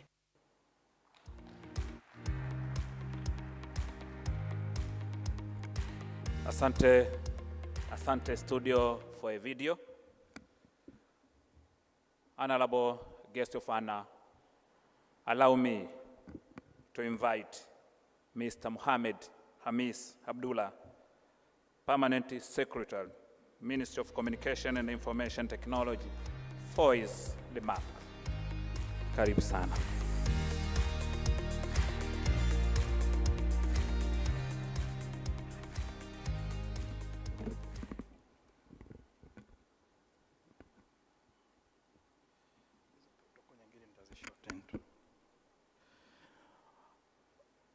Honorable William Sila, the Minister of Communication, Information and Information Technology from the United Republic of Tanzania, Honorable Ministers and Deputy Ministers for ICT and Digitalization from different countries, distinguished delegates, all protocol observed. Habari ya mchana, I think it's afternoon now. Good afternoon all. First of all, let me take this opportunity to humbly thank you, Honorable Guest of Honor, for dedicating your valuable time to officially open this 14th Africa Internet Governance Forum, IGF. Your presence here is a clear sign of the 6th phase government's sincere commitment to developing the communication sector, not only for Tanzania, but for the entire African continent. Let me also extend my heartfelt appreciation to the Africa Internet Governance Secretariat under the United Nations Economic Commission for Africa, UNECA, and the African Union for their excellent collaboration with the team of the ministry in the preparation of this important forum. You have indeed done a great job. Asanteni sana. Thank you so much. Honorable Guest of Honor, the Internet Governance Forum, IGF, is an international forum that brings together various stakeholders to discuss in-depth policy and regulatory issues related to the development of the internet. The forum was established following the decisions of the World Summit of the Information Society, OSS, held in Tunis in 2005, and it was approved by the United Nations General Assembly. Since then, IGF meetings have been held annually at the global and regional levels, involving stakeholders from governments, parliaments, United Nations agencies, international organizations, ICT companies, the private sector, civil society, academia, and development partners. This Africa IGF, as a regional forum for Africa, is a key opportunity to raise and discuss policy challenges and the opportunities in ICT development in Africa, and to develop joint strategies for Africa's digital future. Honorable Guest of Honor, this year's forum focuses on enabling Africa's digital future, where key topics will cover digital public infrastructure, DPI, and the data governance, cybersecurity, resilience and trust, artificial intelligence and emerging technologies, universal access and meaningful communication services, as well as digital cooperation aimed at fostering an inclusive and sustainable digital economy. Today, we are gathered here to discuss in depth how Africa can achieve its digital future. The world is currently on the edge of the fourth, fifth, and sixth industrial revolution, which are driven by modern technologies such as big data, the Internet of Things, artificial intelligence, robotics, drones, and more. It is clear that we cannot ignore ICT. It is a clear enabler in achieving a modern economy based on knowledge and innovation. These technologies have the potential to transform every sector of life, including energy, health, education, transport, security, agriculture, and environment management. They can connect citizens to essential services, improve access to information, and help people access life-changing opportunities. But none of this can achieve without supportive and enabling policies and regulatory environment. Honorable guest of honor, the digital economy, which relies on digital infrastructure, platforms, digital public goods, services, businesses, and skills, has become a key pillar for reducing poverty and improving people's life. However, we still face significant challenges in Africa. For example, as of 2024, the International Telecommunication Union, ITU, reports that a third of the world population was still offline. Most of them were in Africa. Although 85% of Africans are covered by high-speed 3G internet infrastructure, only 38% of people have used the services, compared to the globe average of 68%. Meanwhile, 5G coverage was only 11% in Africa, below the global average of 51%. Furthermore, there were significant gender and geographical disparities. 57% of urban people use the internet, compared to 23% in rural areas. Furthermore, only 31% of women in Africa were connected, compared to 43% of men. This is a significant gap that needs to be addressed. Honorable guest of honor. Also, the cost of services remains a challenge. The media price of an entry-level mobile broadband plan is 2G per month in Africa, accounted for 4.2% of a gross national income per capita, more than double the United Nations Broadband Commission, which is a target of 2%. Honorable guest of honor, all of this makes us realize that we have shared responsibility to invest in modern infrastructure, eliminate gender and geographical gaps, improve digital literacy, and ensure cybersecurity for current and future generations.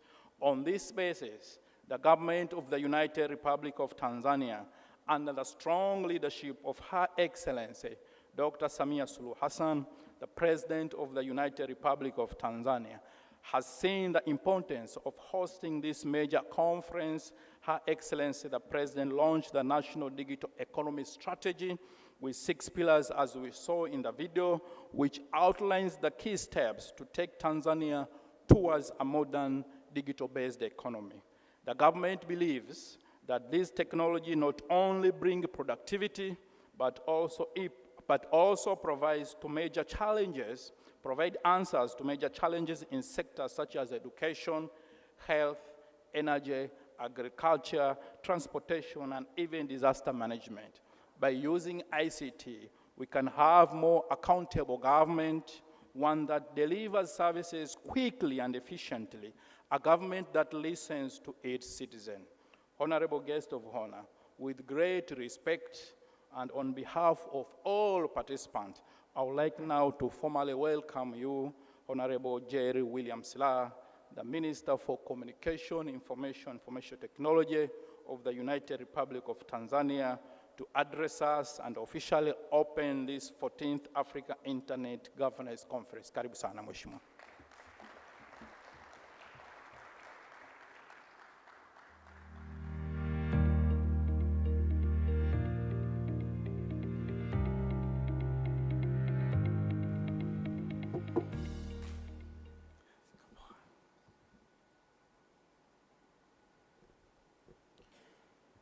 Honorable Edward Mpogolo, Ilala District Commissioner and Dar es Salaam Regional Commissioner Representative, Honorable Ministers, Deputy Ministers responsible for ICT and representatives from different countries, recognize representation from Gambia, Malawi, South Africa, Rwanda, Ghana, Mozambique, Chad, Ms. Hawa Mbaye, Deputy Permanent Secretary, representing Minister of Infrastructure, Communication and Transport from the Revolutionary Government of Zanzibar, Honorable Innocent Kalogorest, Member of Parliament and representative of the Chairman of the United Republic of Tanzania Permanent Committee on Infrastructure, and other members of Parliament from the United Republic of Tanzania.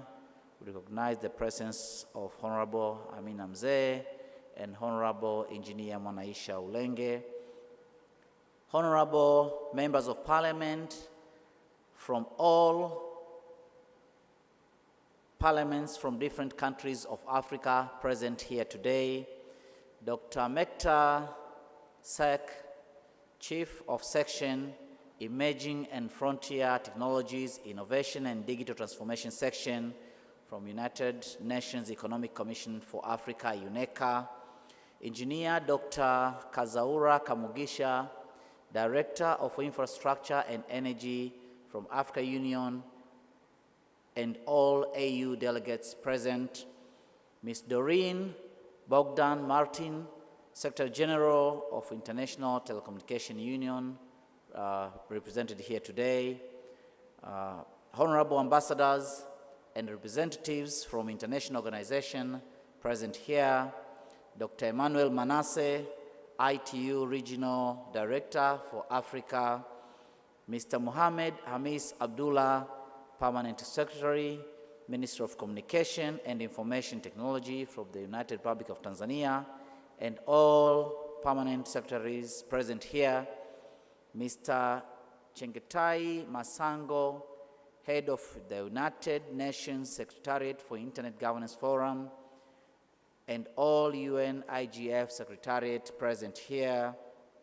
Africa IGF Secretariat, Ms. Millennium Anthony Malamla, Youth IGF representative, and all youth representative and delegates present in this conference.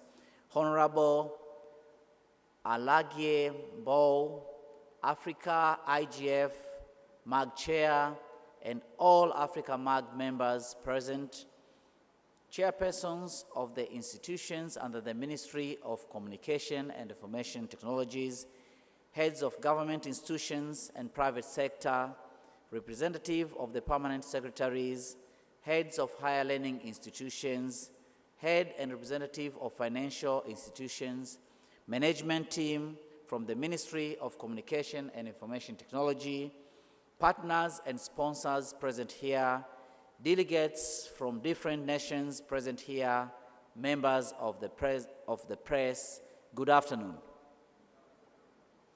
Distinguished participants, ladies and gentlemen, it is both an honor and privilege to stand before you today as the guest of honor at this important meeting of the 14th African Internet Governance Forum 2025. First and foremost, I would like to take this opportunity to thank the Almighty God for granting us life and enabling us to attend this forum. This forum is crucial for the development of the ICT sector in Africa and the world at large. Also, let me take this opportunity to thank the management of the ministry I lead, together with the African Union and the United Nations Economic Commission for Africa, for organizing this important meeting and inviting the President of the United Republic of Tanzania, Her Excellency Dr. Samia Suluhu Hassan, who, due to the overlap of responsibilities, has directed me to represent the Deputy Prime Minister, Honorable Dr. Mashaka Biteko, on her behalf in the role of opening this meeting. I bring you her greetings. She welcomes you to Dar es Salaam and wish you all the best in this important meeting.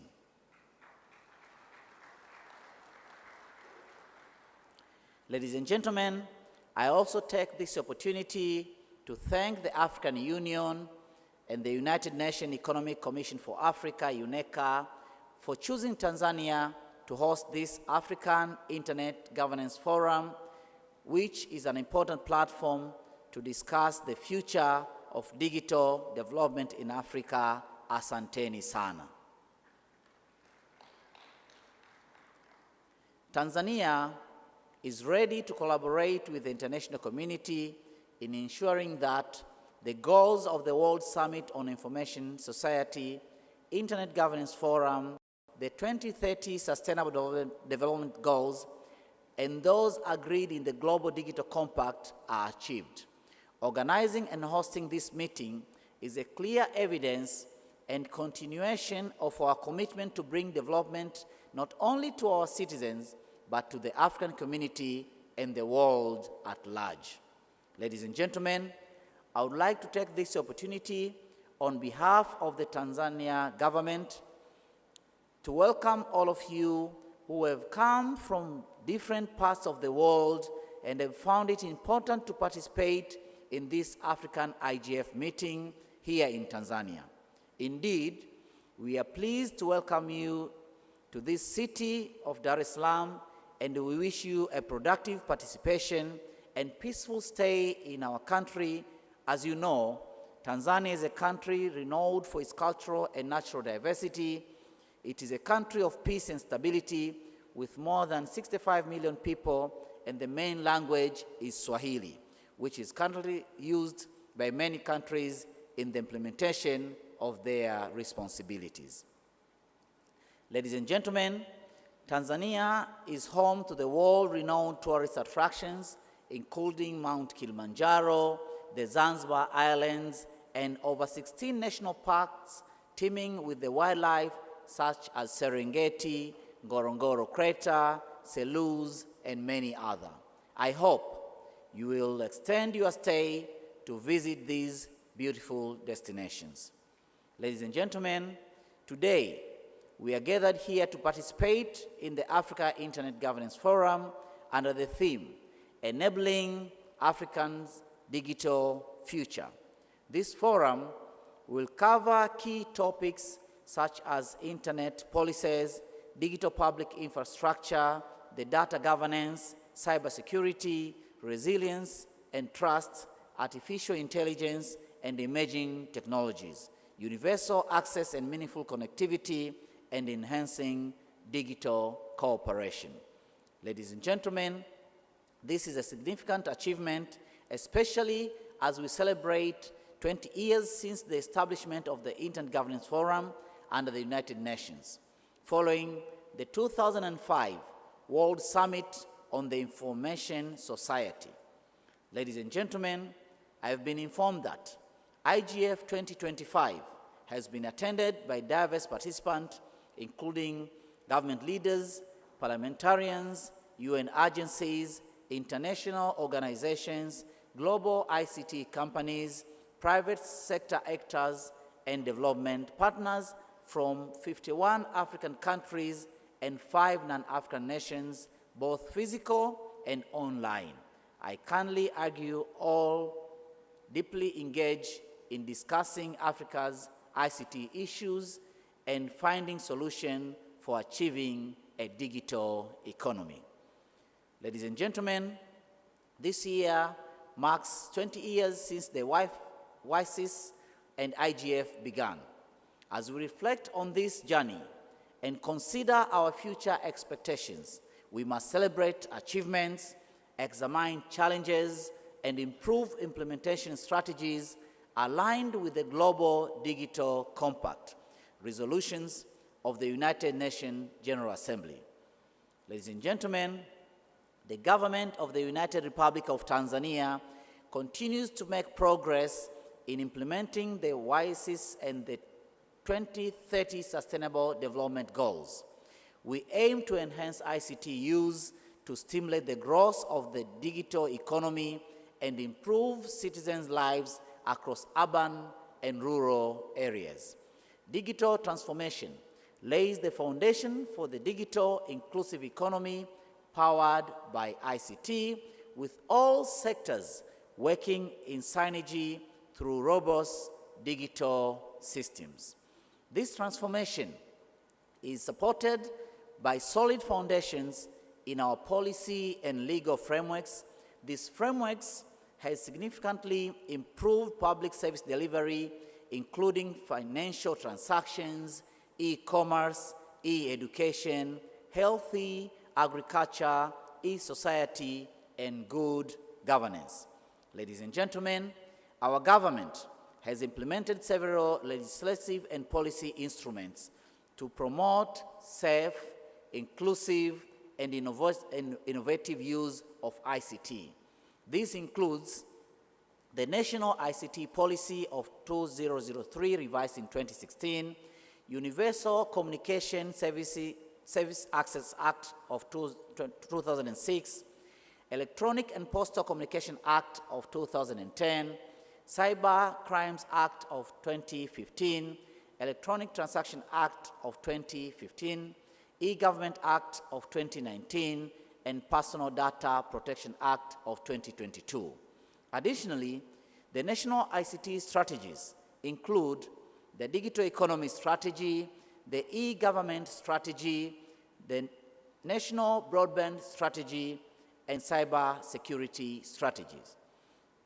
We have established dedicated ICT institutions such as the Tanzania Communication Regulatory Authority, TCRA, the E-Government Authority, IGA, the Personal Data Protection Commission, PDPC, the Universal Communication Service Action Fund, UCSAF, and the ICT Commission, ICTC.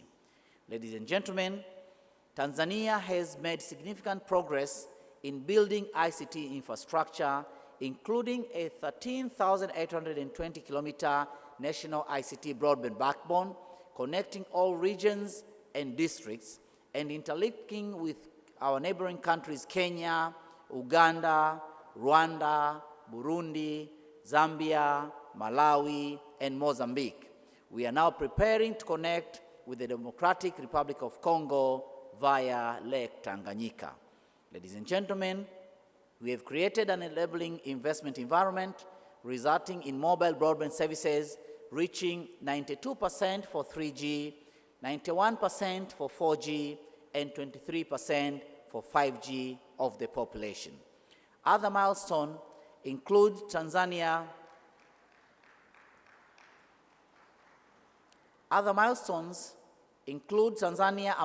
Among leading countries in the region having the large fiber network of over 27,000 kilometers of fiber optics, 6 national data centers, 4 undersea cables, and 6 internet exchange points, 1,366 towers built in 1,243 wards, covering 3,701 villages.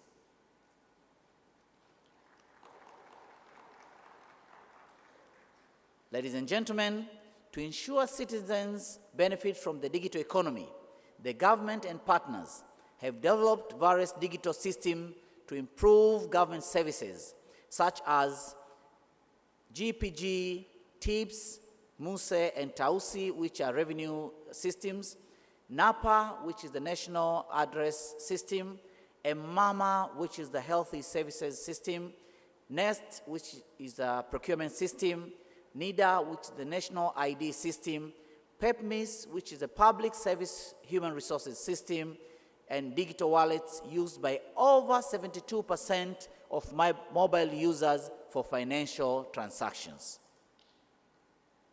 Ladies and gentlemen, under the leadership of Her Excellency Dr. Samia Suluhu Hassan, the President of the United Republic of Tanzania, there have been strong emphasis on ICT systems, data exchange, and governance. We have developed the Jamii Exchange platform to facilitate national and international system interoperability. The government has also strengthened strategic ICT leadership across sectors, increased human resource to drive ICT initiatives, and improved ICT education for the public.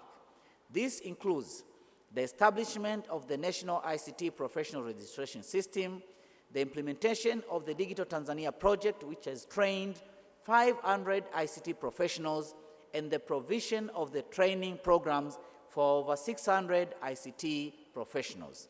The establishment of the digital clubs to teach basic ICT skills to citizens from the kindergarten to secondary level. The establishment of digital clubs to teach basic ICT skills to citizens and the integration of ICT into the education curricula at all levels, and the implementation of the public awareness program to enhance digital literacy. Ladies and gentlemen, the essence and core principle of the Internet Governance Forum, IGF, lies in the inclusion of various stakeholders in its implementation. The core values ensures that all stakeholders, including government, civil society, and private sector, the technical community, the academia, have an equal opportunity to participate in shaping the future of the Internet. This participatory approach fosters a diversity of perspectives and expertise, which is essential in addressing the diverse challenges that arise in the Internet governance. Ladies and gentlemen, the Internet is now a basic service, like water, electricity, or roads. It connects children to education, farmers to markets, innovators to opportunities, and citizens to digital services. Ensuring inclusive, fair, and open access requires collaborations among stakeholders. This was emphasized during the UNESCO Internet Universality launch at the IGF in Riyadh. Ladies and gentlemen, let us remember the Global Digital Compact, adopted by 193 UN members states during the UN Summit of the Future in the year 2024. It aims to create a safe, inclusive, and people-centered digital environment. I urge forum participants to align IGF and WISE's goals with the GDC implementation to accelerate digital access for all, bridge digital divide, promote inclusive digital economies, and uphold responsible governance of digital technologies and artificial intelligence.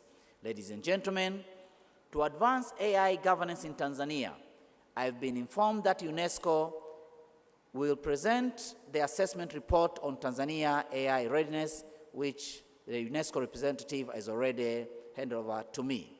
This report outlines strategic areas for action, ensuring AI usage aligned with major concerns of equality, transparency, human rights, and stakeholders' solidarity. This report has come timely as we finalize our national AI strategy. On behalf of the government, I would like to thank UNESCO and all experts involved to contribute their comments on the Readiness Assessment Report.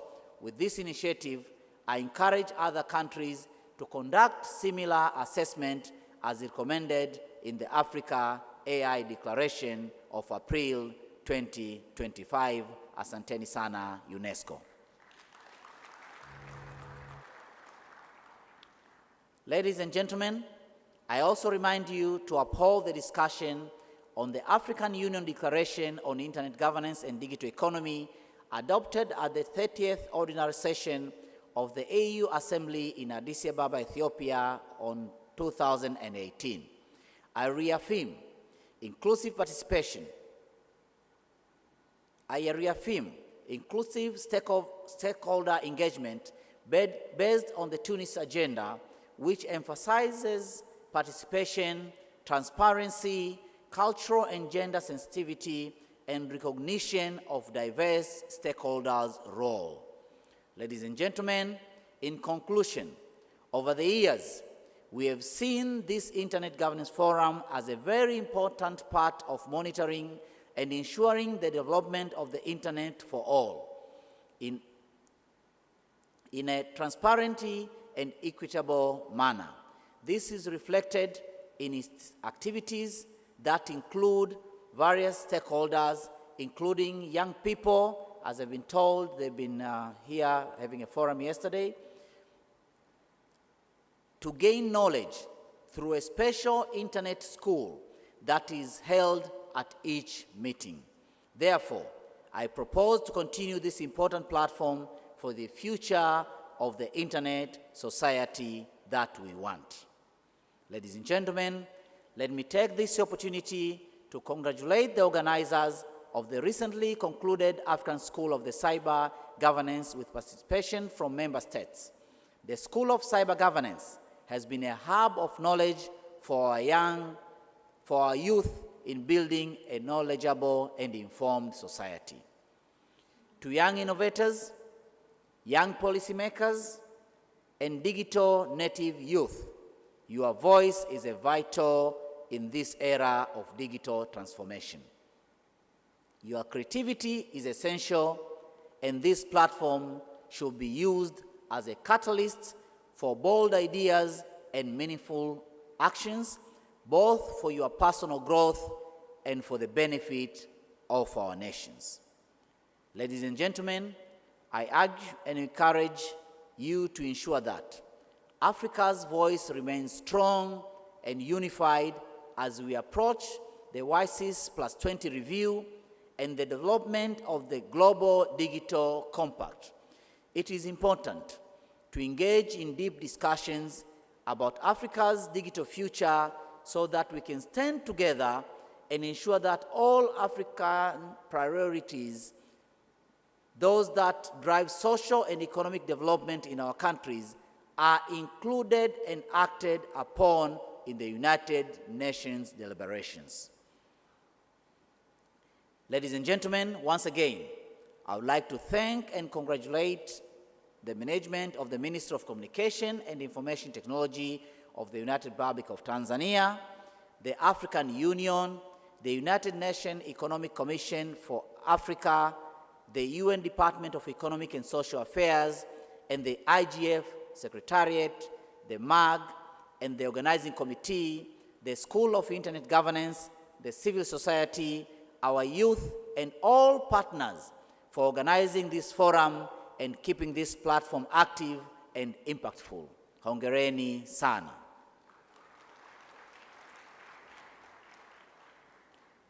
I also thank the sponsors who generously supported the success of this forum, including the Internet Society, the ICANN, Global Gateways, GIZ, UCSAF, SoftNEC, Huawei Tanzania, TTCL, Personal Data Protection Commission, Radi Fiber, DEM Group, Nokia Tanzania, Jamii Africa, and Airtel Tanzania. Asanteni sana. Distinguished guests, ladies and gentlemen, having said that, I wish you all the very best during this forum. May your discussion be fruitful and productive, and may you emerge with a declaration that reflects where we are and where we aspire to go. Your ideas are crucial in building the Africa we want.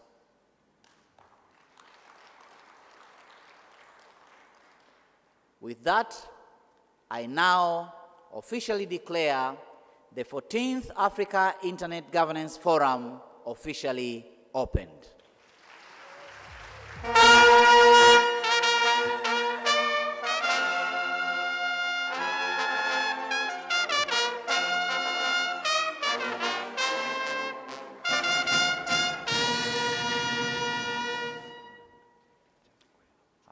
God bless Tanzania, God bless Africa. Asanteni sana kwa kunisikiliza.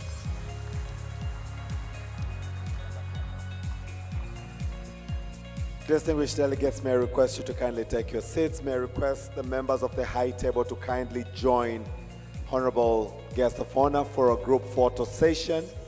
May I request members of the high table to kindly join us for the group photo session. We are going to go on to two activities, guest of honor. Number one will be a photo session, only 4 groups.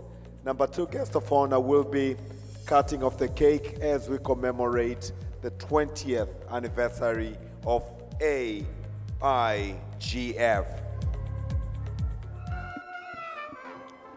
May I request honorable members of parliament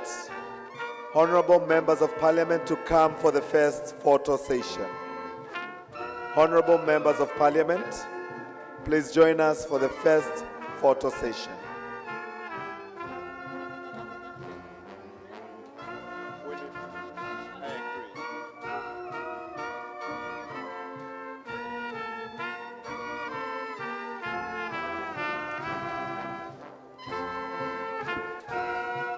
maadhimisho.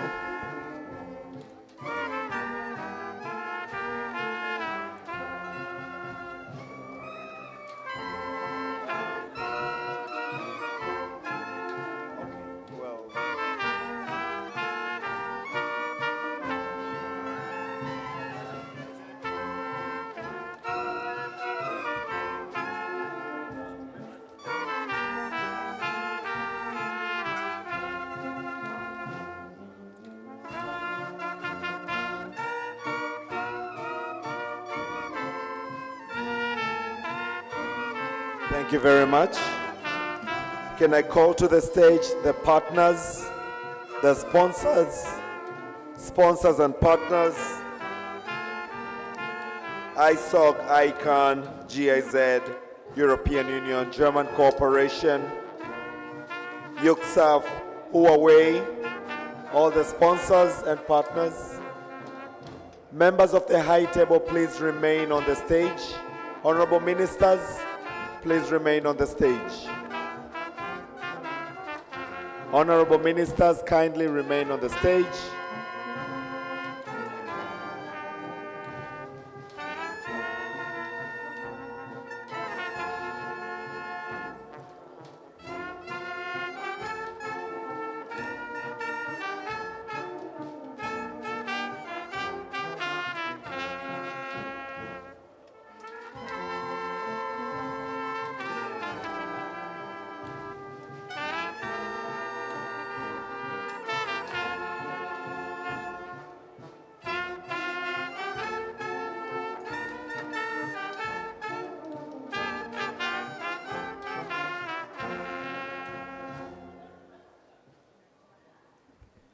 Can we put our hands together for the partners who've supported us? Let's clap our hands for them in appreciation for their support. Thank you very much. I'm now going to call ambassadors as well as UN representatives present. Excellencies, ambassadors, and UN representatives present.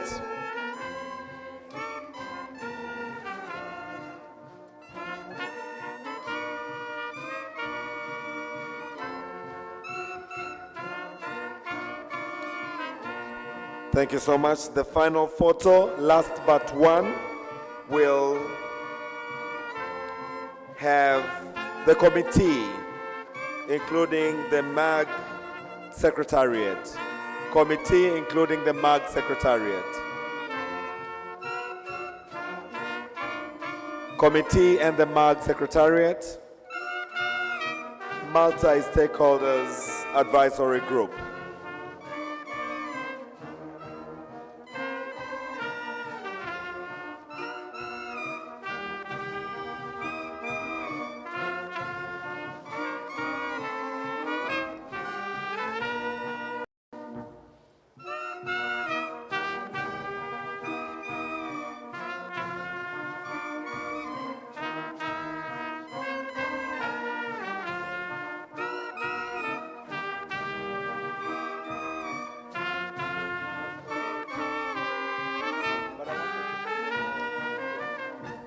Thank you so much. May I now request UNESCO to remain on the stage. UNESCO. The rest of us, please, we go back.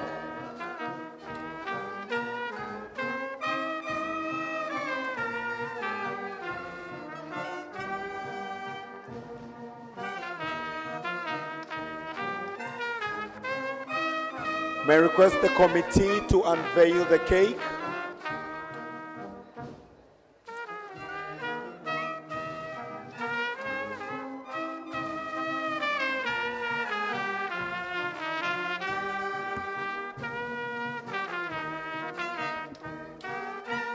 Asante Brass Band.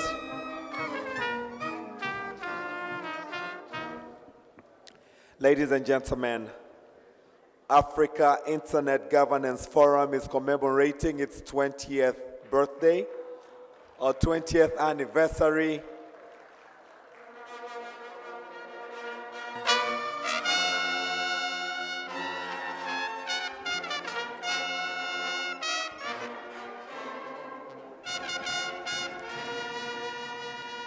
May I request all of us to please rise for this gesture? Can we all please stand up for this gesture? And let's clap our hands as the minister is cutting the cake. Brass band.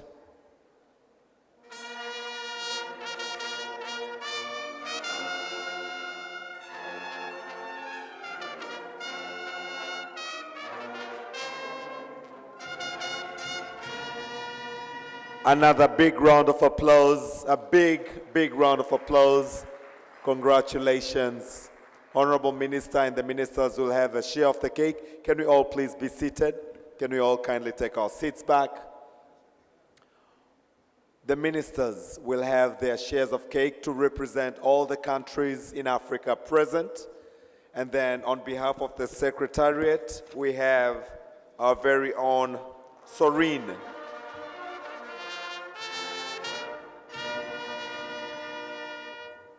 The rest of us will have the cake when we break for lunch.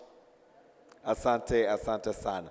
Distinguished delegates, the ministers now will go to the holding room so that we can arrange the stage for our ministerial panel. Next onto the stage is the ministerial panel, looking onto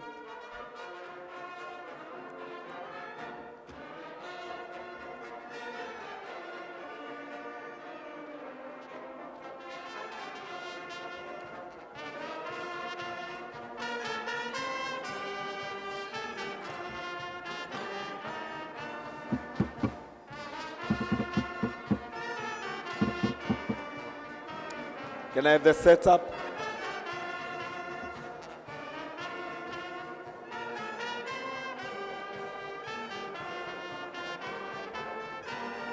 Please stay back. All of us, do not leave the room. Please don't leave the room.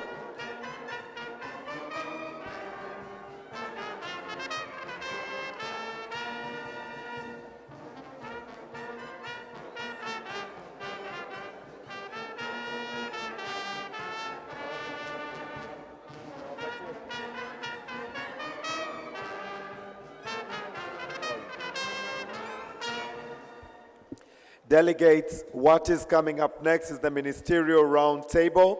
Please do not leave. We all want to hear what our ministers have to say. This is happening in 5 minutes from now. 5 minutes, we have the ministerial roundtable on digital public infrastructure, enabler Africa digital economy. So please remain seated. If you need to stand up to stretch up, you can do that, but please do not leave the room. Thank you so much. DJ Brass Band, we are on for the 5 minutes as we set up the stage. Ministerial panel will start in 5 minutes. Please do not leave the room. If you need to stand up and stretch up, you're more than welcome to do so. Thank you.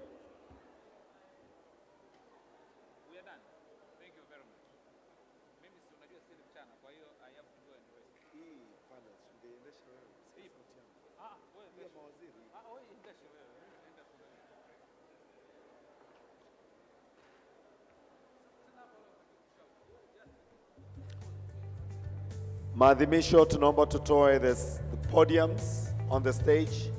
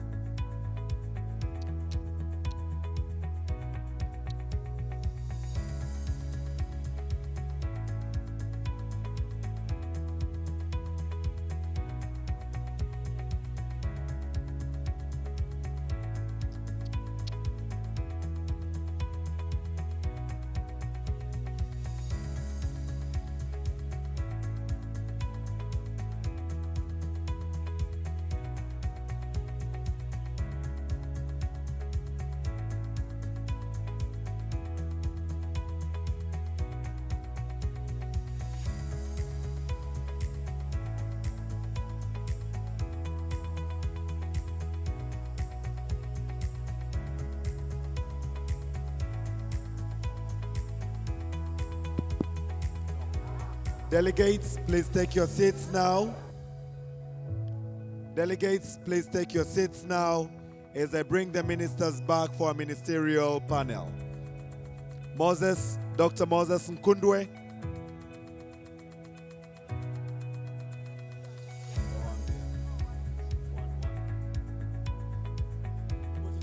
Please put it on, put it on. Distinguished delegates, please take your seats as I bring back the ministers to the room for a ministerial panel. All delegates, please take your seats.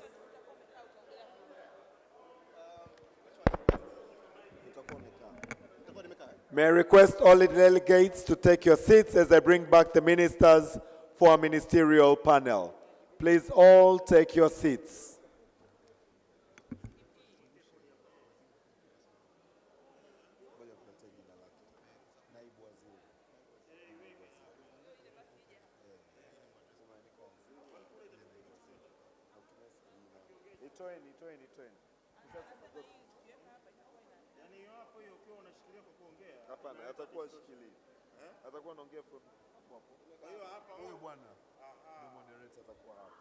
Can we all please be seated as I bring the ministers back? May I request the Secretariat to kindly bring the ministers back into the room? Can we all please take our seats? I will announce after lunch. I will announce about the lunch in about 30 minutes after the ministerial panel. Can the rest of us please take our seats? Camera, I will take you guys out of this room. Please let my delegates take their seats.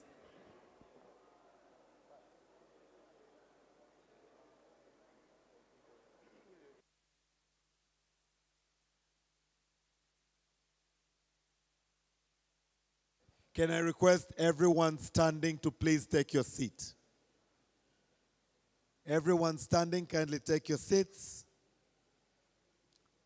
Those who are standing between the ministerial panel and the lunch. So please take your seats.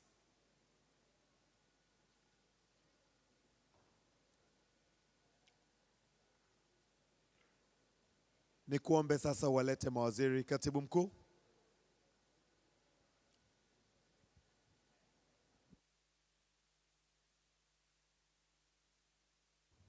DJ, can I have the Secretariat to have the cake removed? Secretariat, can we have the cake removed? Isabella?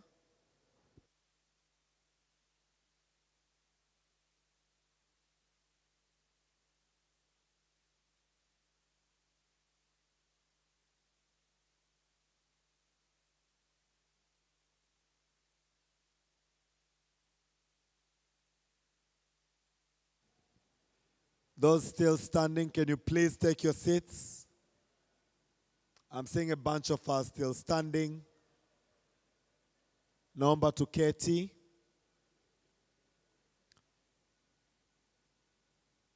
As the ministers are coming in, let us give them a round of applause. Moses Nkundwe, guide us onto the next stage.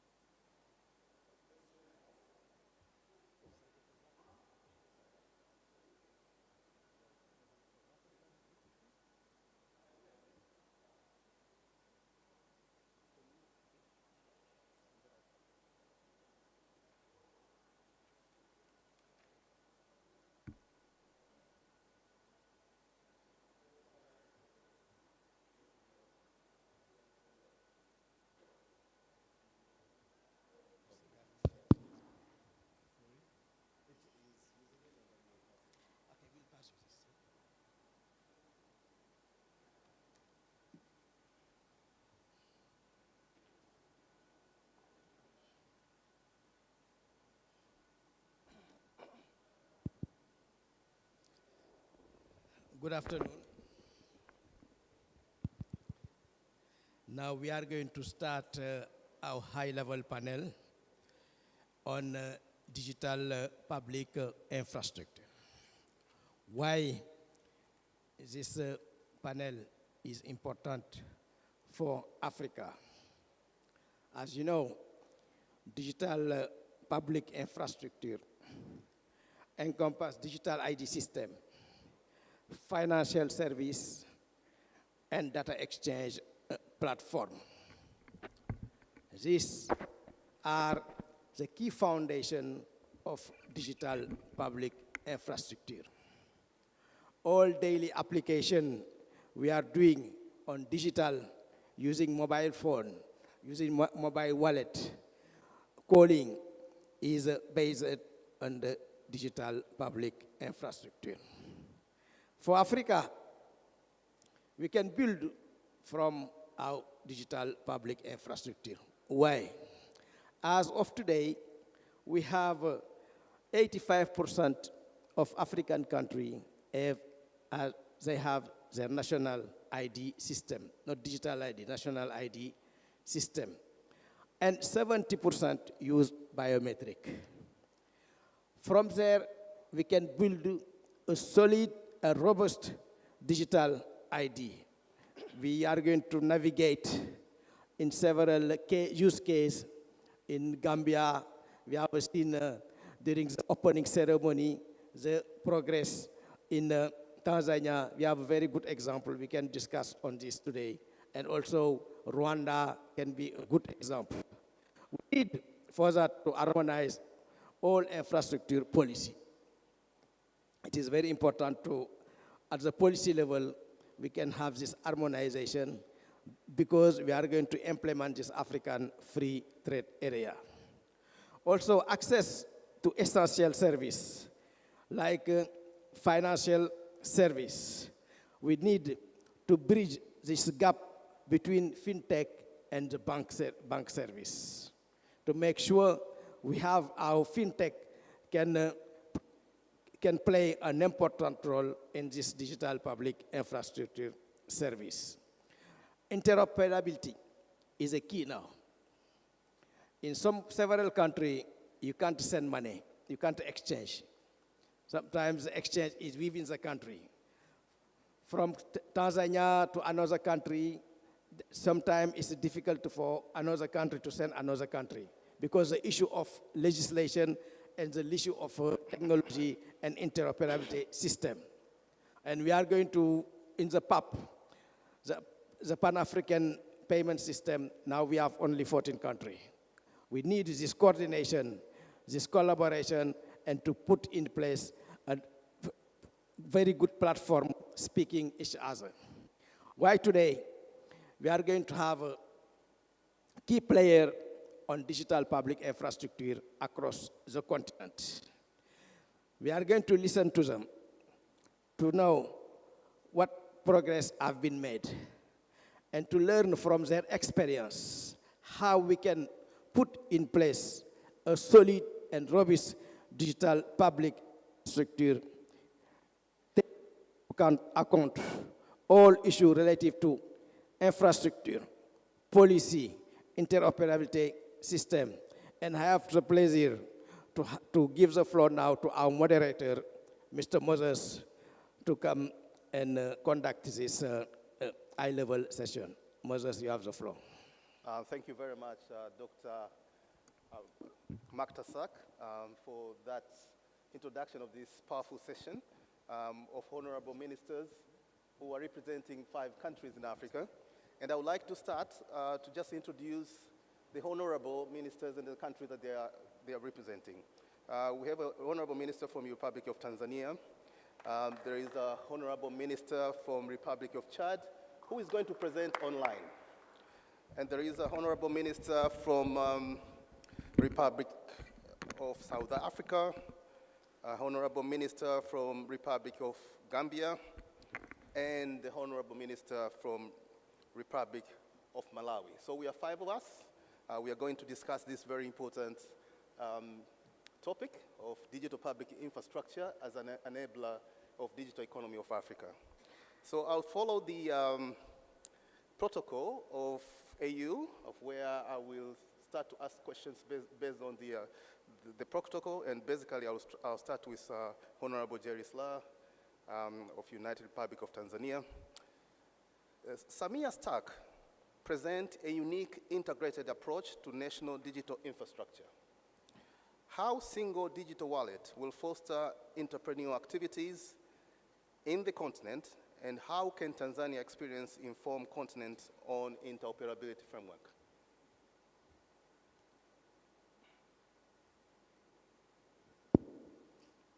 Good afternoon once again.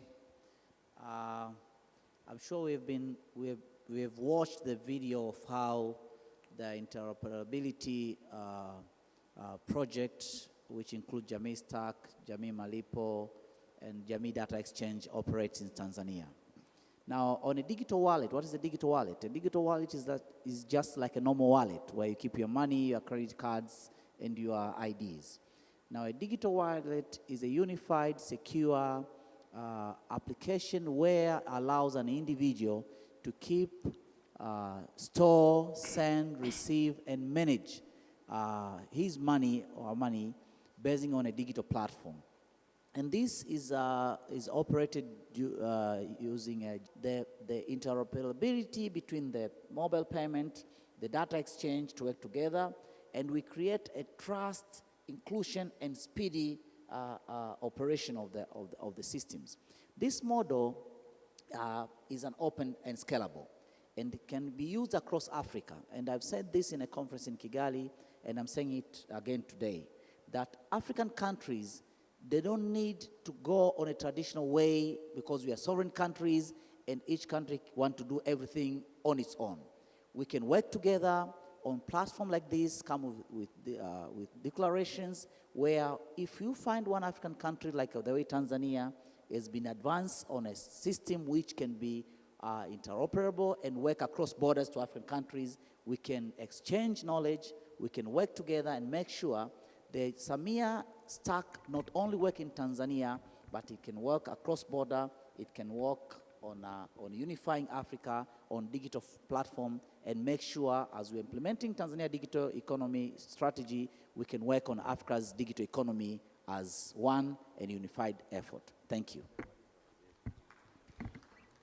Thank you very much, Your Honorable. Just summarize what you've explained.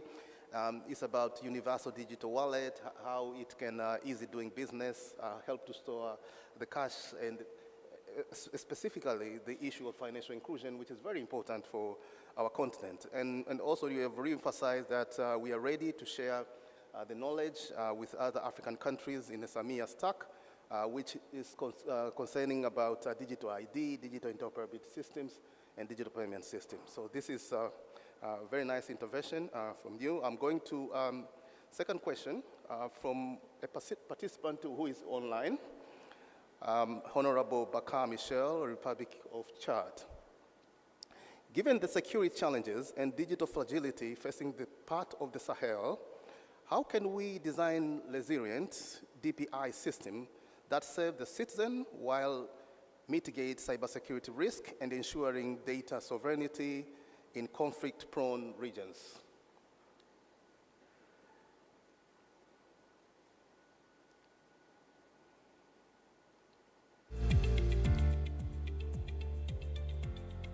Republic of Chad. Let's come.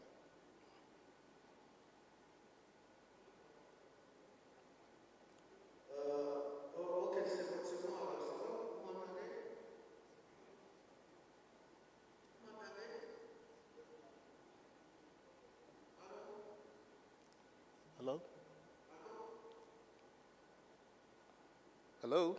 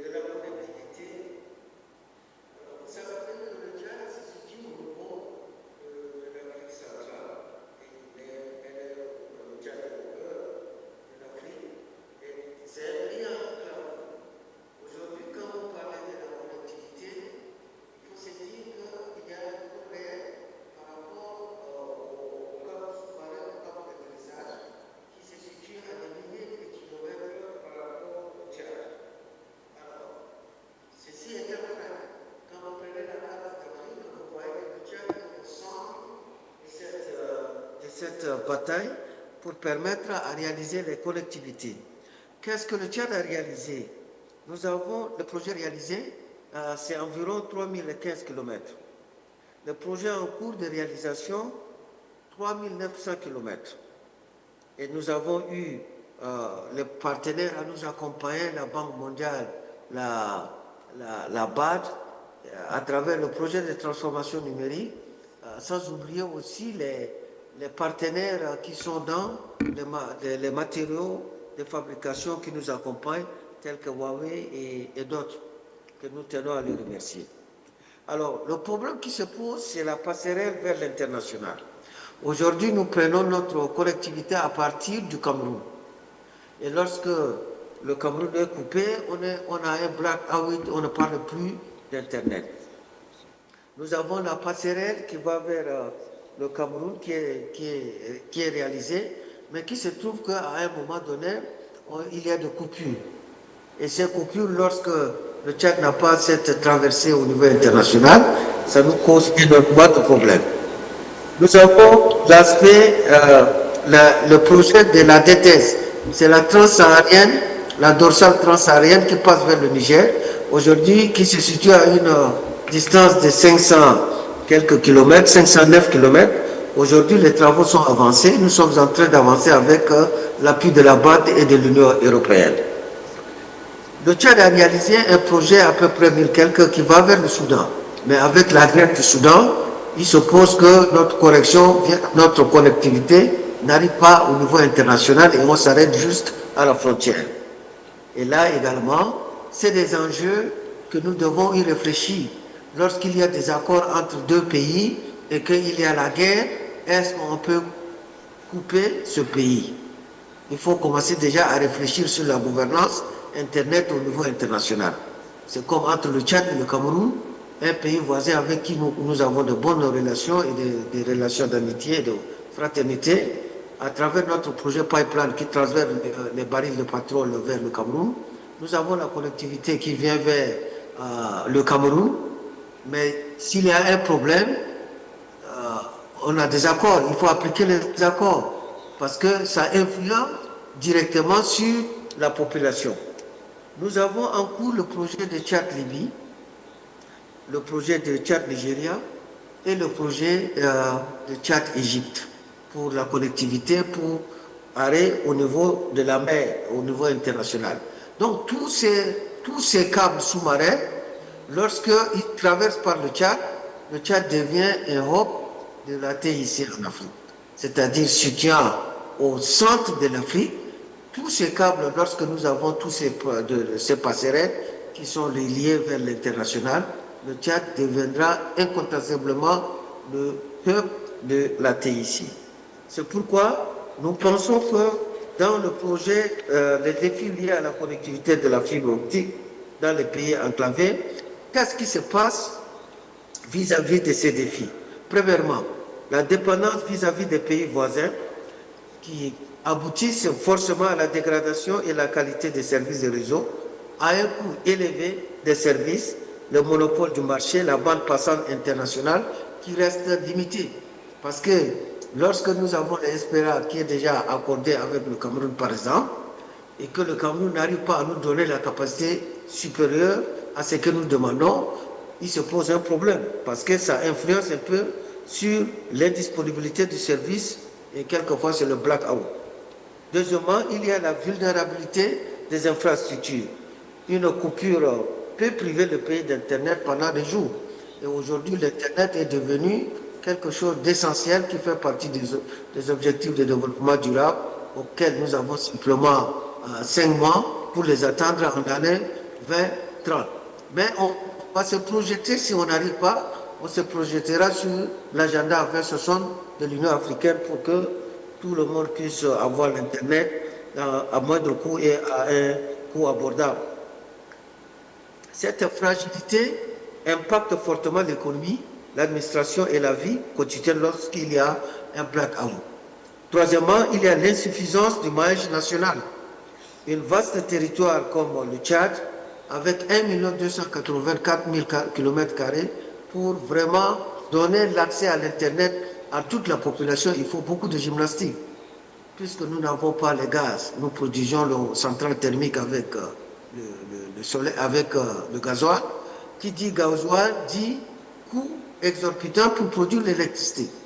Et donc, ça fait en sorte que quand vous parlez de l'Internet, il faut penser également à la technologie nouvelle, le solaire. En Tanzanie, par exemple, vous avez le géothermie, qui est non loin du Kenya aussi, qui ont le géothermie, et d'autres pays qui sont situés au centre de l'Afrique, qui produisent l'électricité à partir de l'hydroélectricité, fait en sorte que quand vous liez la connectivité, vous liez l'énergie, vous satisferez votre population, et donc toutes ces choses-là vont de pair.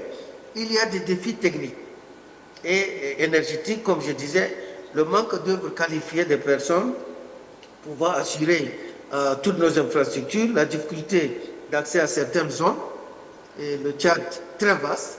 Alors, on est obligé de tenir compte de certains accords. Récemment, nous avons signé des accords avec Estading pour permettre à atteindre l'objectif, la connectivité à toute la population dans des zones franches, dans des zones blanches.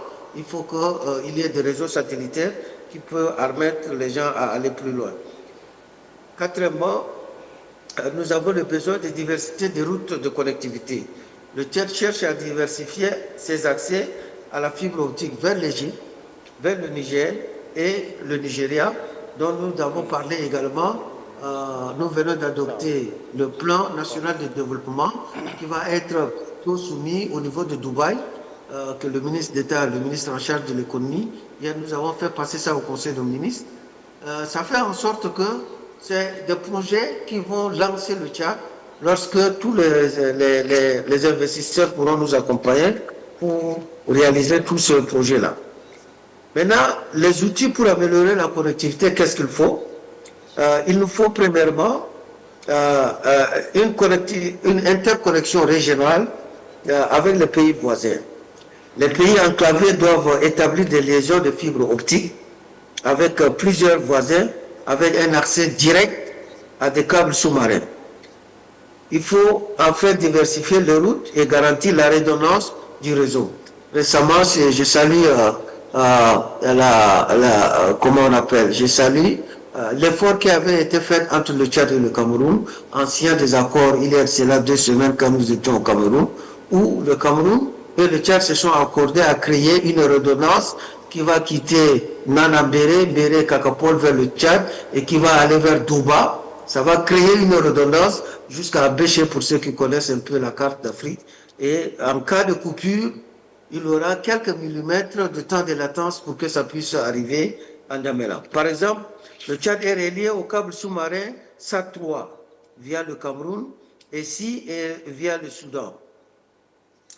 Maintenant, le Soudan est en guerre et on envisage d'autres points d'atterrissage des câbles sous-marins tels que le WAX, le MAN, via les autres pays. Ces interconnexions permettent de réduire la dépendance à une seule route et d'améliorer la qualité et la disponibilité du service Internet. Les pays enclavés doivent négocier un accès ouvert et non discriminatoire au point d'atterrissage des câbles sous-marins chez les pays côtiers, afin de garantir la qualité, la disponibilité des prix et la résilience du réseau. Et il est recommandé de diversifier le point d'accès pour éviter les coupures majeures en cas d'incident sur une route unique. Qu'est-ce qui se passe en ce qui consiste les améliorations de la connectivité? Nous avons pensé mettre les points XP dans 4 ou 5 grandes villes. En N'Djamena, déjà, nous avons mis le point XP pour faire en sorte que même s'il y a coupure, qu'on puisse communiquer en interne. Maintenant, on pense élargir, on n'a pas lancé, mais on pense déjà élargir la mise en place du XP à Béchier, à Sar, à Mundou, à Mao. Alors, la création de points XP d'Internet nationaux et la connectivité des XP régionaux permettent de garder le trafic local dans la région, réduisant ainsi la latence et le coût d'interconnexion internationale. Cela favorise aussi le développement des contenus et des services locaux. Alors, maintenant, pour encadrer tout ça, il faut un cadre politique, réglementaire et financier favorable. Premièrement, il faut l'élaboration politique nationale pour faciliter l'accès aux infrastructures internationales.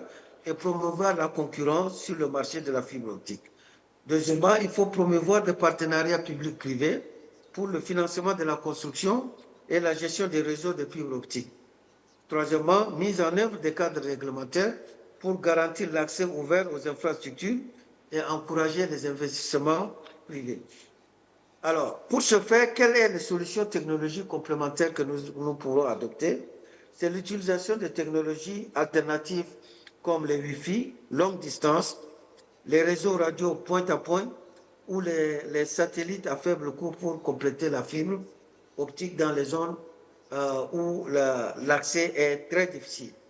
Il faut exploiter les espaces blancs du spectre TV pour ouvrir une connectivité moindre coût dans les zones rurales. Cinquièmement, il faut privilégier également la coopération et la coordination régionale. C'est à quoi nous encourageons des projets bilatéraux, trilatéraux ou multilatéraux pour la construction des réseaux transfrontaliers. Il faut maintenir le dialogue permanent entre le gouvernement, les bailleurs de fonds et les opérateurs pour lever les obstacles techniques, financiers et réglementaires. Mesdames et messieurs les ministres, chers homologues, je tiens vraiment à vous féliciter de cette rencontre et je pense qu'il y aura d'autres occasions où personnellement j'aurai la chance de vous serrer la main.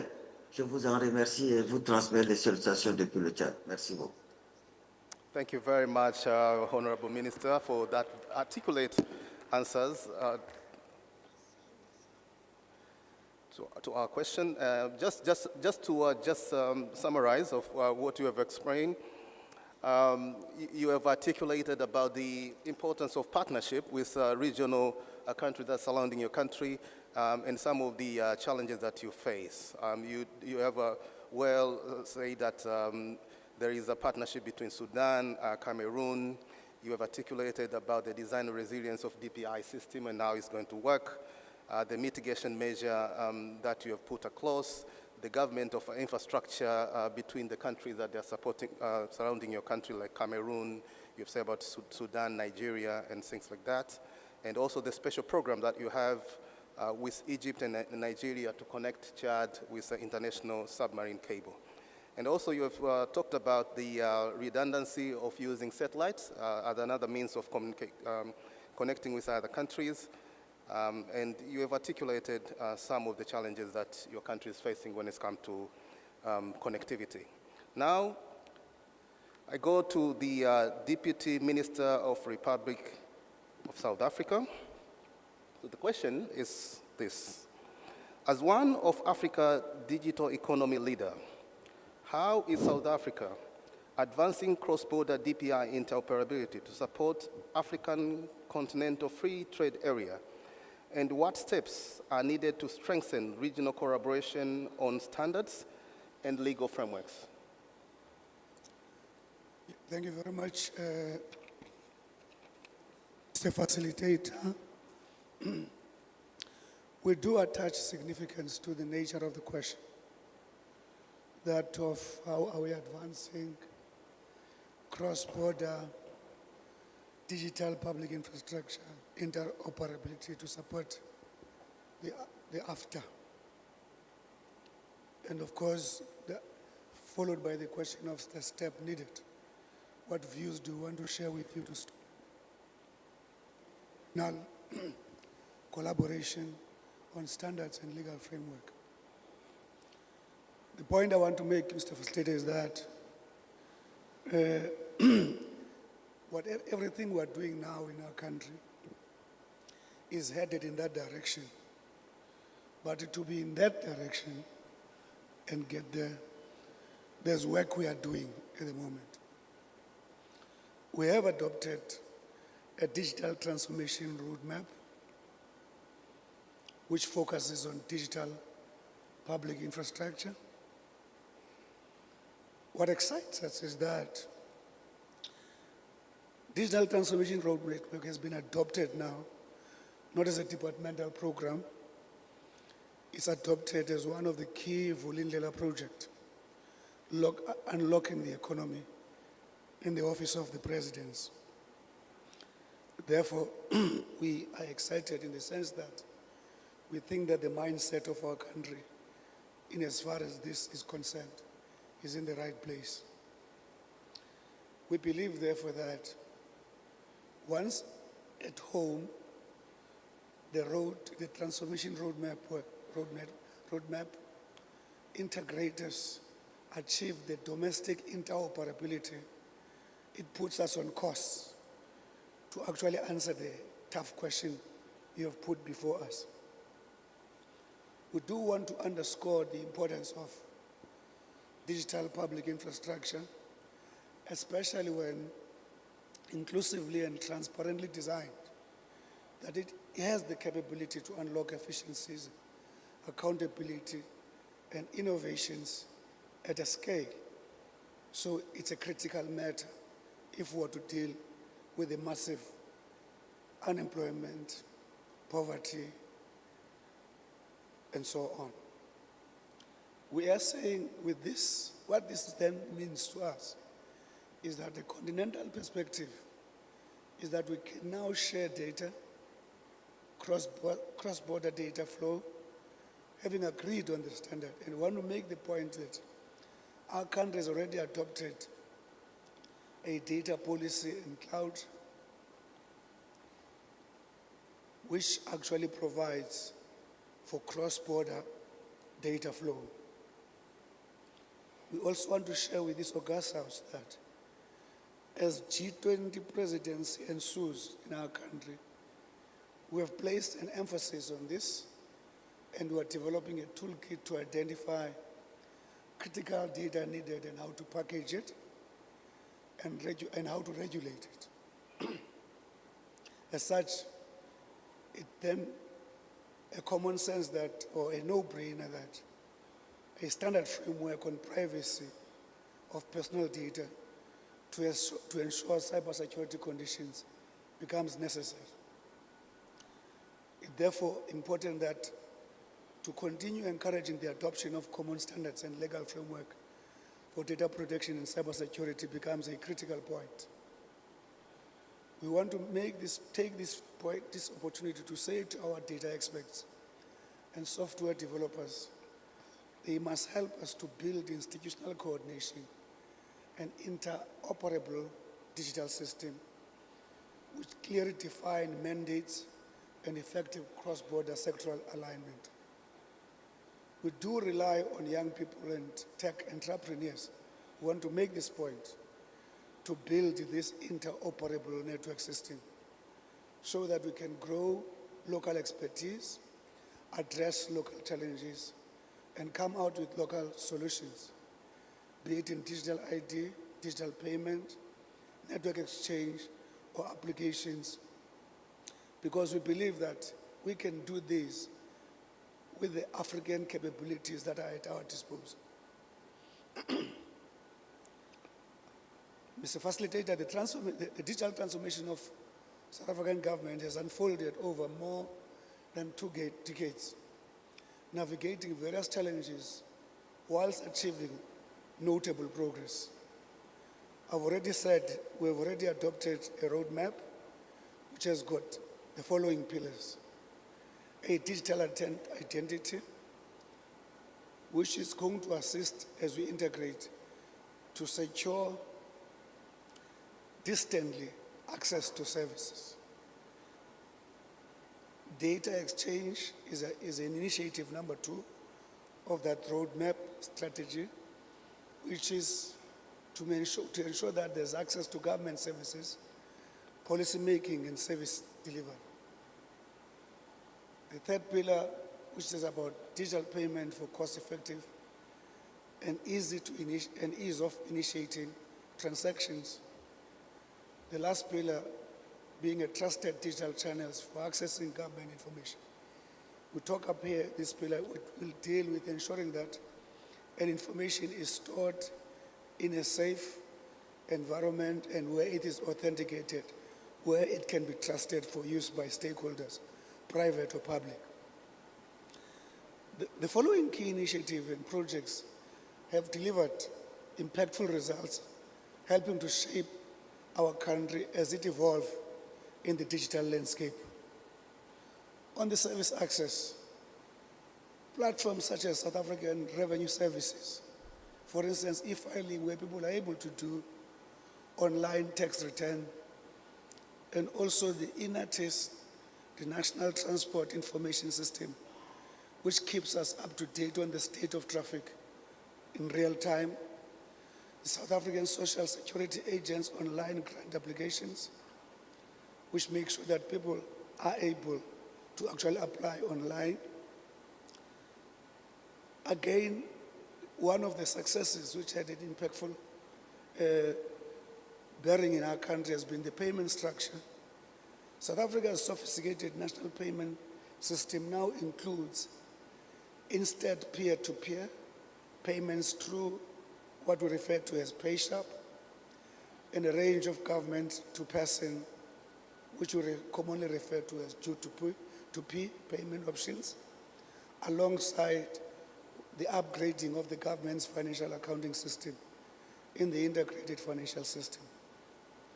On the digital identity, one of the successes can find expression in what our central bank has done on the digital financial identity.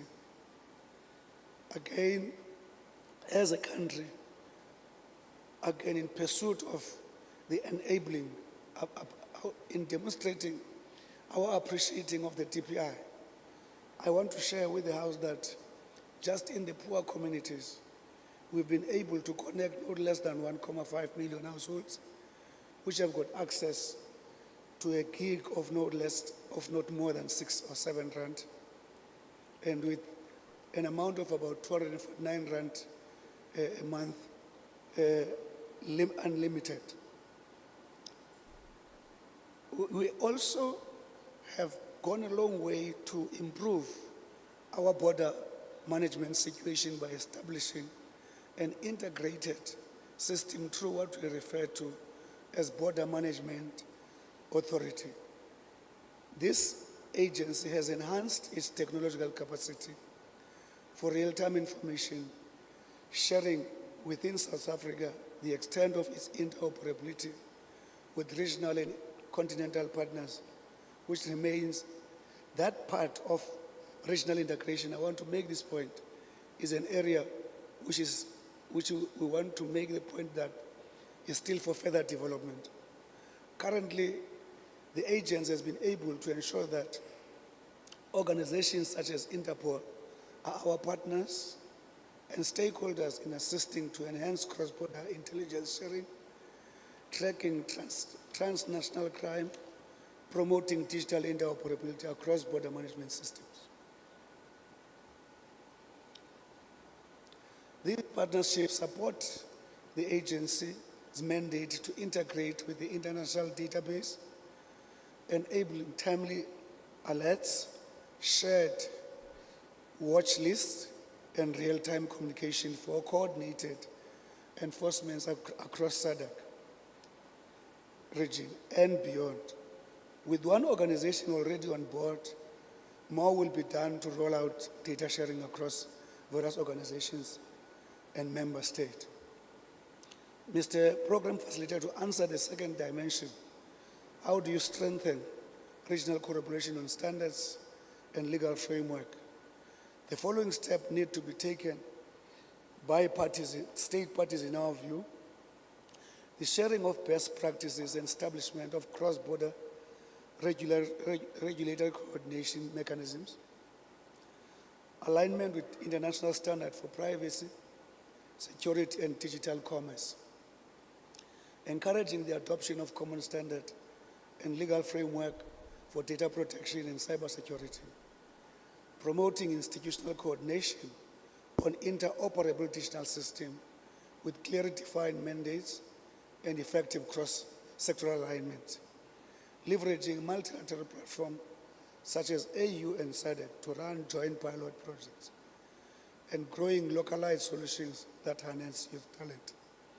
In closing, we want to make the point that we think it's properly themed when it is this exercise, when it is about Africa's digital future through DPI. DPI Honorable Facilitator, is a game changer in our view if we harness its potential and be deliberate in ensuring we use local talent and share expertise as a continent. Through regional collaboration, inclusive governance, and sustainable investment, DPI, in our view, can become the foundation for intra-Africa trade, innovation, and equitable digital transformation. Our country stands committed to a people-centered, interoperable, and secure DPI framework. Through regional collaboration, inclusive governance, and sustainable investment, the digital public infrastructure can become the foundation for intra-Africa trade, innovation, and equitable digital transformation. We thank you for the opportunity. Mr. Facilitator. Thank you very much, Honorable Deputy Minister, for your very in-depth insights about three things that were basically touched in that question. That is cross-border interoperability, Africa Free Continental Trade Area, and the standard and legal framework. I just want to highlight a few of the things that you explained. You explained the importance of domestic interoperability, which is a very good point. Regional interoperability, the issue of cross-border data, the privacy of personal data. You have emphasized about the common standards and the need of adopting that in the continent, the importance of data exchange standards, and also the importance of instant peer-to-peer payment system, which is very insightful. Thank you very much, Honorable Deputy Minister. Now, I go to the Honorable Minister, Republic of the Gambia. Effective DPI depend on robust institutional networks. The governance model of the Gambia pursuing to ensure DPI is citizen-centered, inclusive, and accountable. And how can African nations harmonize oversight structures for DPI implementations?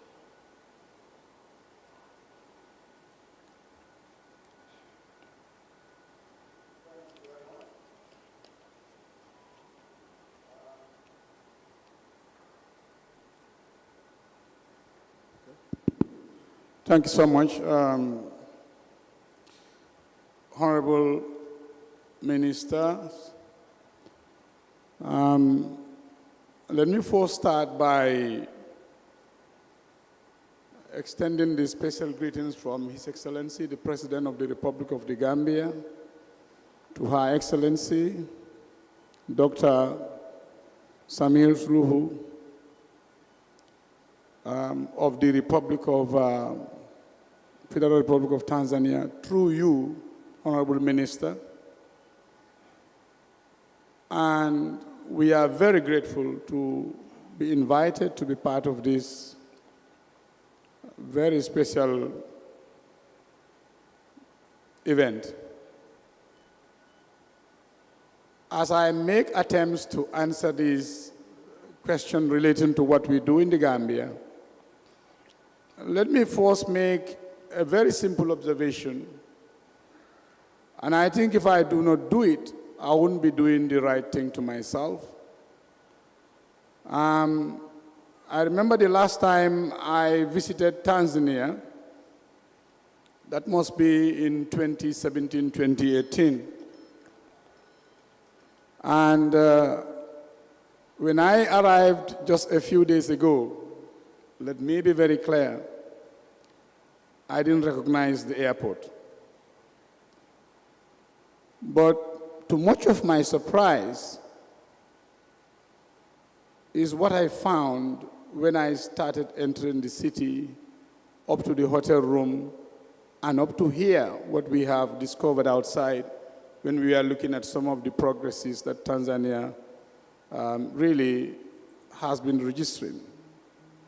But as we are people who sometimes value statistics, on a brief look at the estimates, exactly what Tanzania is currently going to be getting from the ICT sector for the year 2025 When I look at those projections, which are almost at the point of being realized, a figure of 1.9 billion US dollars is no small money. And this is based on a budget estimate of almost 19 billion US dollars. What is this telling us? It's telling us that at least you have now gone across the line of the 10%, which the ICT sector is actually contributing to that targeted budget of the government of Tanzania. To that I say a big congratulations, you're on the right track. Thank you so much.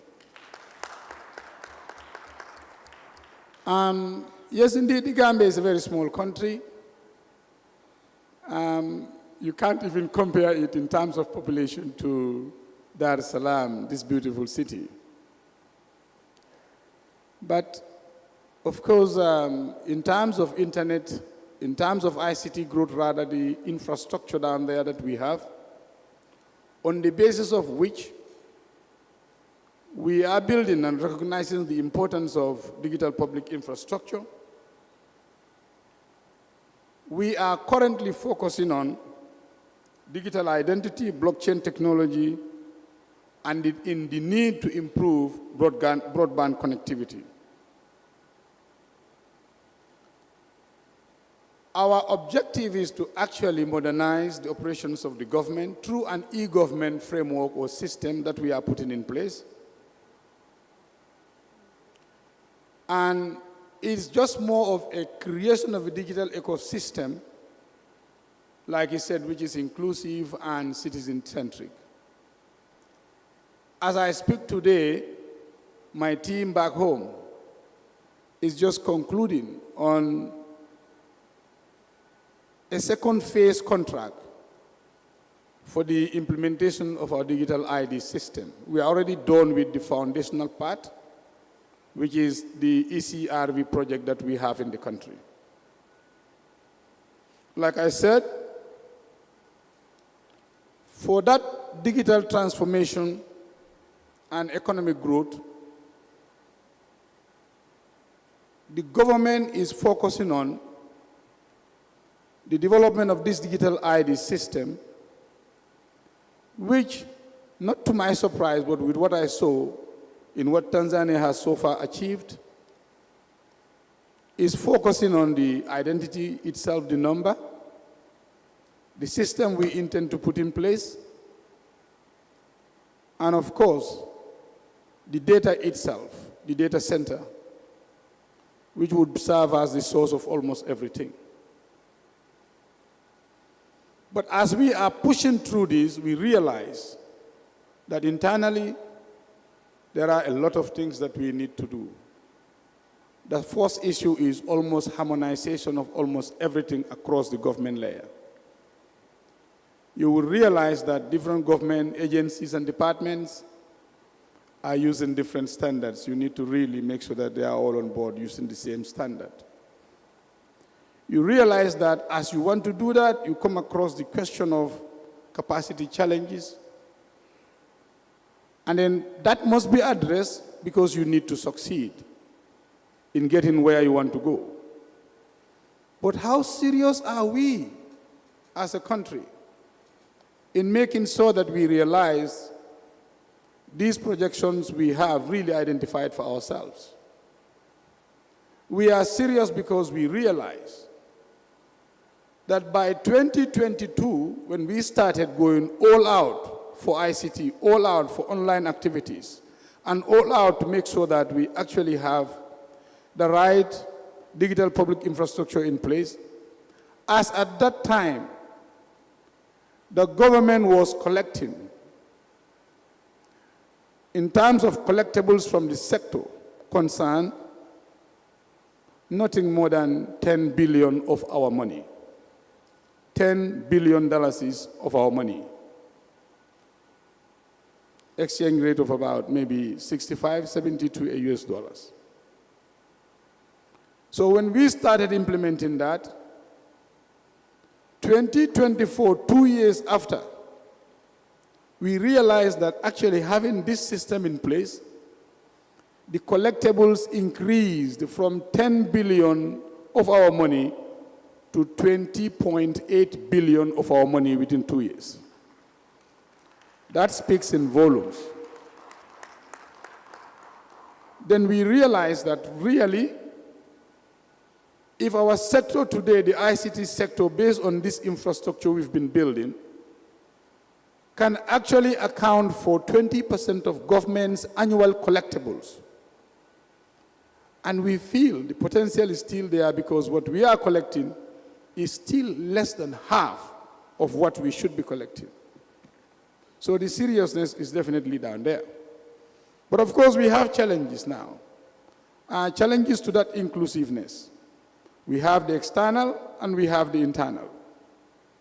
But the external now goes to, which I think is important for all of us as African countries to take note of, the serious disrupting technologies that are likely going to be having impact on some of the infrastructure that we are rolling out in our respective countries, just like in our own case. I was so impressed with Tanzania when I saw around all the your borders, you have these fiber points. You are rolling out fiber to almost every part of your border, from the Malawi side, Zambia side, all the way to DRC, Congo, Rwanda, Uganda, and the like. But that is a serious investment, just like we have done. A small country where we have rolled out fiber almost everywhere. We are now at the last mile stages. And this is costing us almost millions and millions of dollars. And the investors need to recoup, obviously, the cost of this particular investment. But one challenge is there. You lay down that particular fiber cable, you are now ready to really start delivering the service as it falls within the DP, the digital public infrastructure, serving both the public and the private sector side on clear business models. But the challenge comes, you have, for example, a satellite service provider who would want to be given an access, a license to operate within your ecosystem, where their investment that they are likely going to be doing is far less than what the people on the ground have already invested. That is a trend that we should really watch out and look at. It is important because we should be encouraging people to come and invest, but equally important because what is already invested needs to be somehow protected, or at least we need to give those investors that have already been on the ground an opportunity to see for themselves that it was important that they have invested in our respective countries.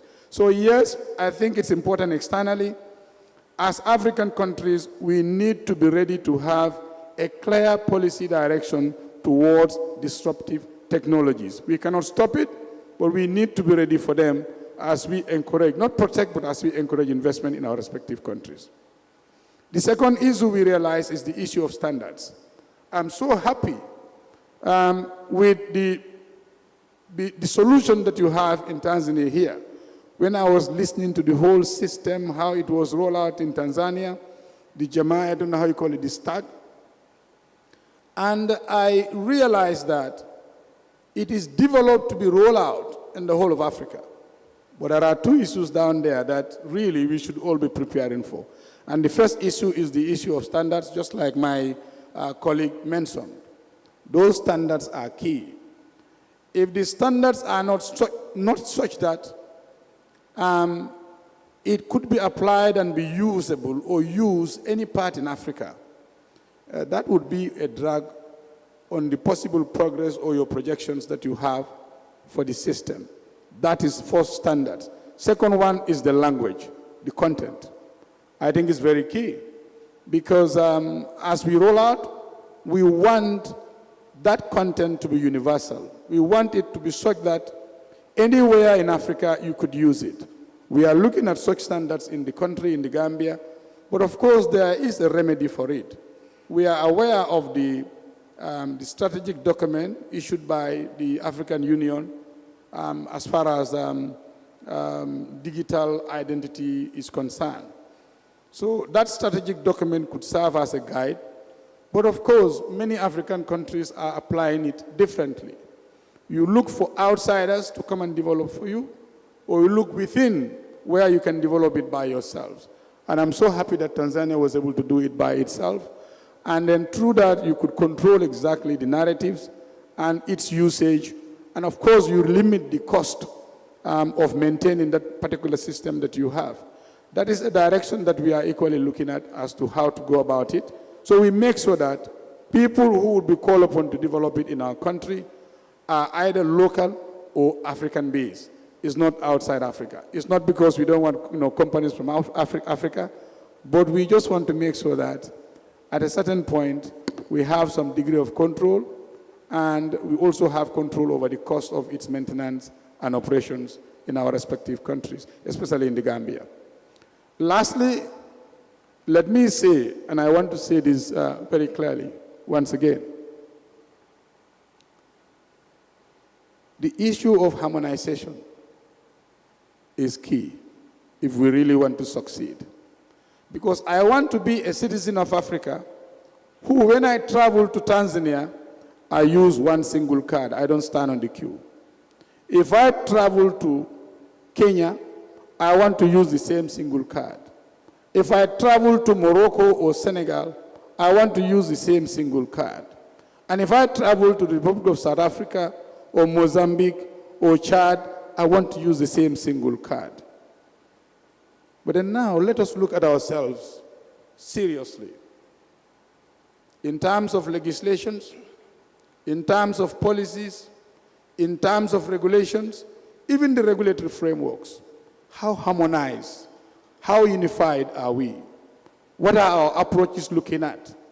Because if you look at what Tanzania has so far achieved, and you go online, by the way, the legislations seem perfect. They are numerous, but chances are that's not what we are applying in our respective countries, in the Gambia, or in the case of Mali, or in the case of Nigeria, or in the case of South Africa, or even in Cameroon and the like. So I think we need to look at the basic foundational harmonization that needs to be encouraged within the African region. If we cannot harmonize those laws, if we cannot harmonize those policies, if we cannot harmonize our regulatory frameworks and standards, we will come up developing all these key digital public infrastructure, and then at the border post, we'll just get stuck because we cannot move. Each country will be looking at the value of its own legal system, the policy base, the regulations, and the like. I think the time for that harmonization is now than before. Yes, we are aware of the regional blocks that we have as African countries. There is EAC, there is ECOWAS, and there is Central African, whatever, all of us and SADC. But we need to come to a point where we cannot basically be, I'm not condemning, but I'm saying we cannot basically be sitting and thinking that our region is doing better than the others when we really want to make sure that we digitize, and then we meet at the frontiers, not physically, but virtually, by crossing those frontiers without really any restrictions. So in the case of the Gambia, small as it is, we are so concerned, and I summarize with these few areas. One, issues of standards. We are looking at this African strategic document to make sure that we are in line with those particular standards. Of course, we are also looking at the developments in the 4 or 5 regions of Africa in adopting those standards. Two, it's very important that we are aware of the disruptive technologies that are there and coming into Africa. We think it is very important that we have a common position and common standing towards addressing those challenges as African countries. Three, it is very important. When I saw that 1.9 billion revenue projection for just the ICT sector for Tanzania, I felt like, look, they could just take a $900 million of that, build an entire submarine cable system from Tanzania to the other end of Africa, and becomes Tanzanian. So the issue is who owns that particular infrastructure within the country and outside. And the infrastructure we are using to carry out these services, or we call the digital public infrastructure, how do we own it?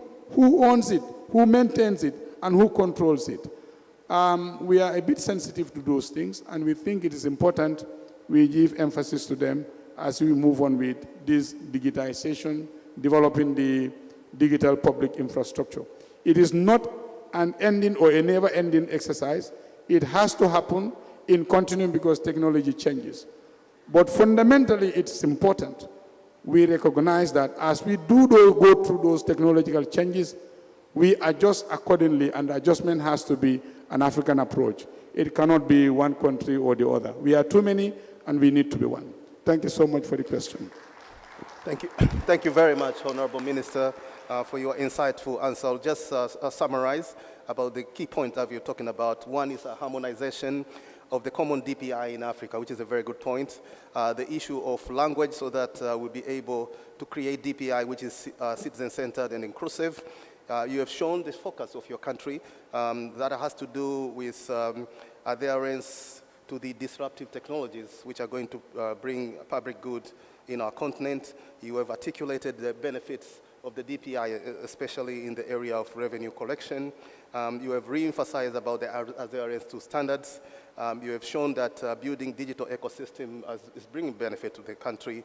And also you have shown that the digital ID of your country, especially the one that you're using blockchain technology. So thank you very much, Honorable Minister. So I'm going to another question to the Honorable Minister in the Republic of Malawi.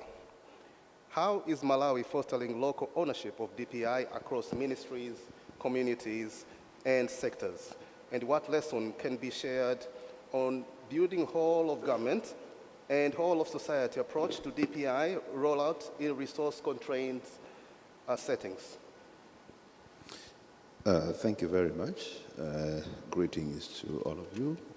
And also let me join those that have expressed appreciation to the Republic of Tanzania for the wonderful welcome that we've been accorded since we came here. We'll give a response to the question that has been posed, and with your indulgence, I will take a minute to echo what one or two colleagues have said, which I believe should have formed part of my notes as well.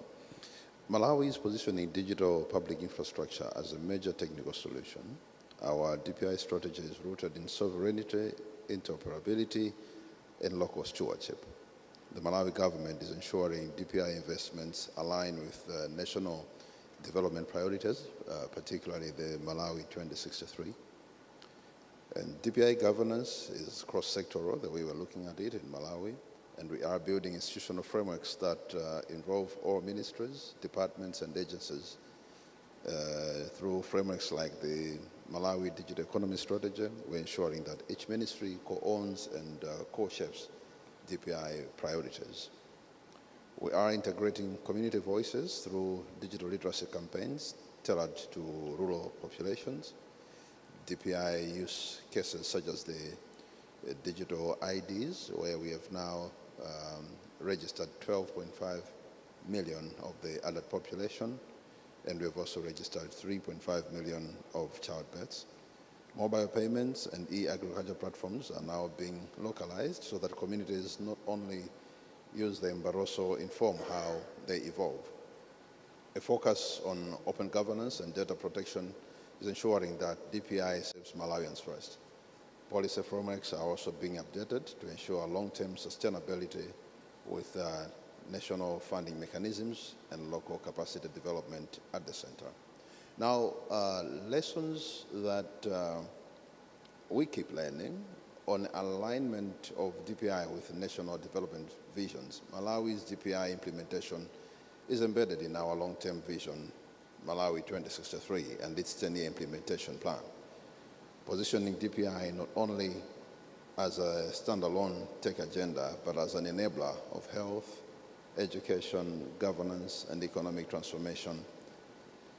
But also there, the lesson being that in resource-limited contexts like the one that I've mentioned, mainstreaming DPI into national development priorities ensures relevance and sustainability. And on building government-wide coordination mechanisms, Malawi established an interministerial steering committee under programs like the Digital Malawi program to coordinate DPI components.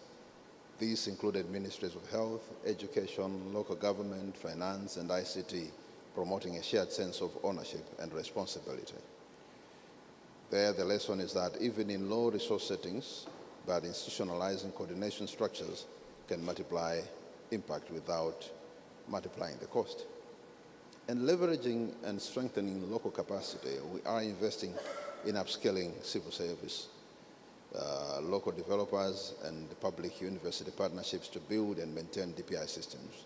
Instead of importing one-size-fits-all tech, we focus on building internal technical capacity and using open standards. We believe that human capital is the most sustainable infrastructure, even more so than hardware in resource-constrained settings. And on prioritization of partnerships, both local and global, Malawi has benefited from multi-stakeholder partnerships with the private sector, civil society, and development partners like the World Bank, UNDP, through projects like the Digital Malawi and Inclusive Digital Transformation for Malawi, respectively. We still emphasize country ownership while leveraging global technology and financial support.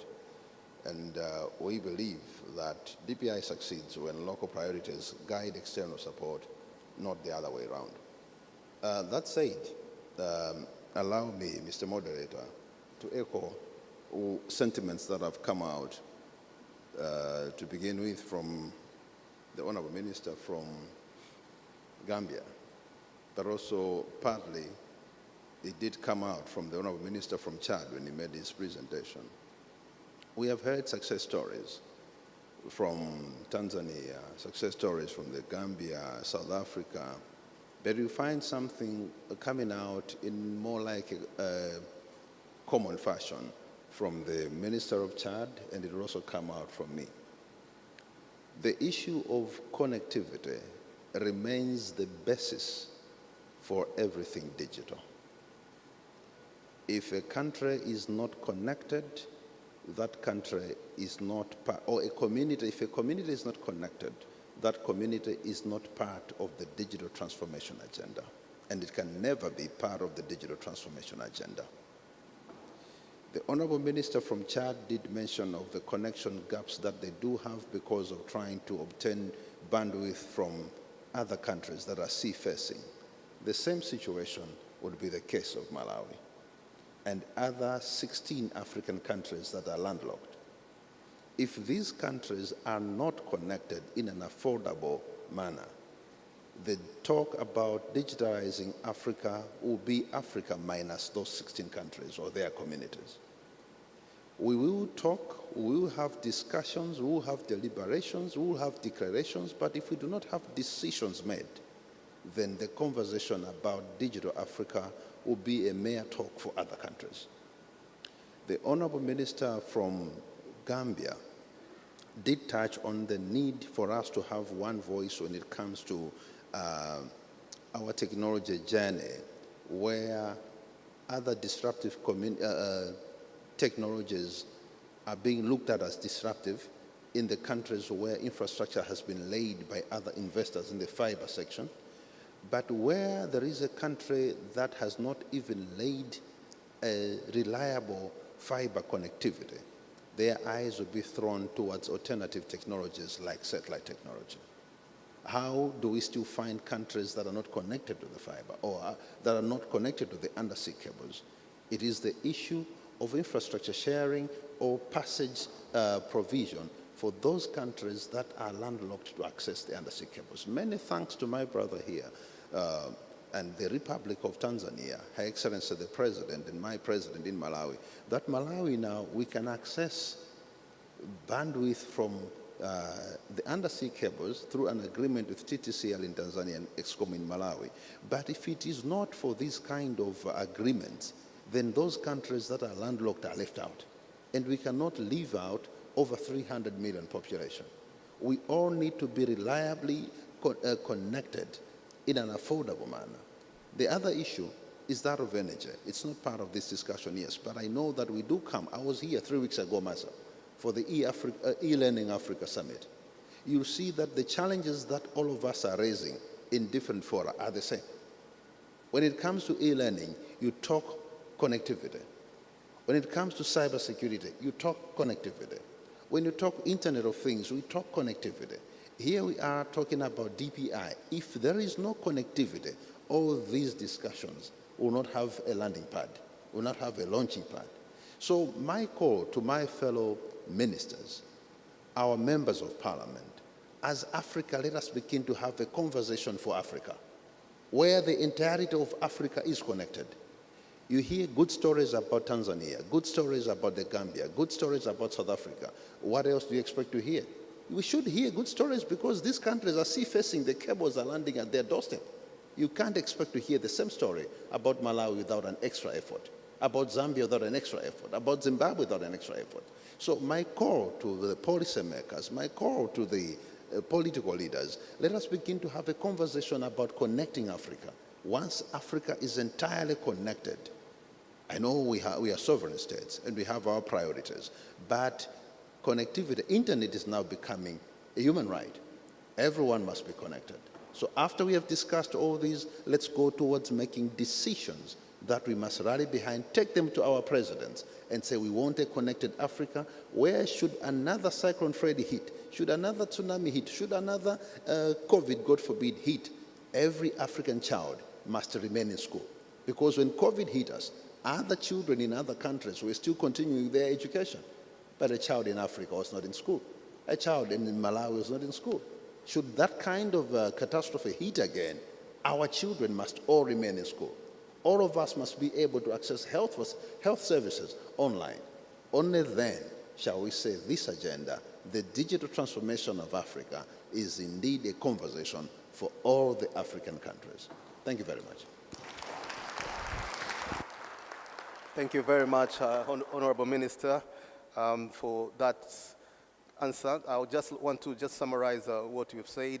I'll start with a very key point that you have said, that is the importance of creating a platform of conversation on the issue of connectivity in the continent. You have articulated that there are 16 landlocked countries, that when we talk about DPI across the continent, we need to factor on countries that they depend on another country to connect to the global network. You have shown that DPI has been aligned in national development plans of your country, which is very good. DPI also is aligned with the framework of your digital economy of your country, and you have well articulated the issue of the digital ID of Malawi. You have emphasized that DPI has to be aligned with a long-term sustainability plan of any country. There is the issue of governance, which you have articulated very well about your country, where you have a ministerial committee that is governing the whole structure of it.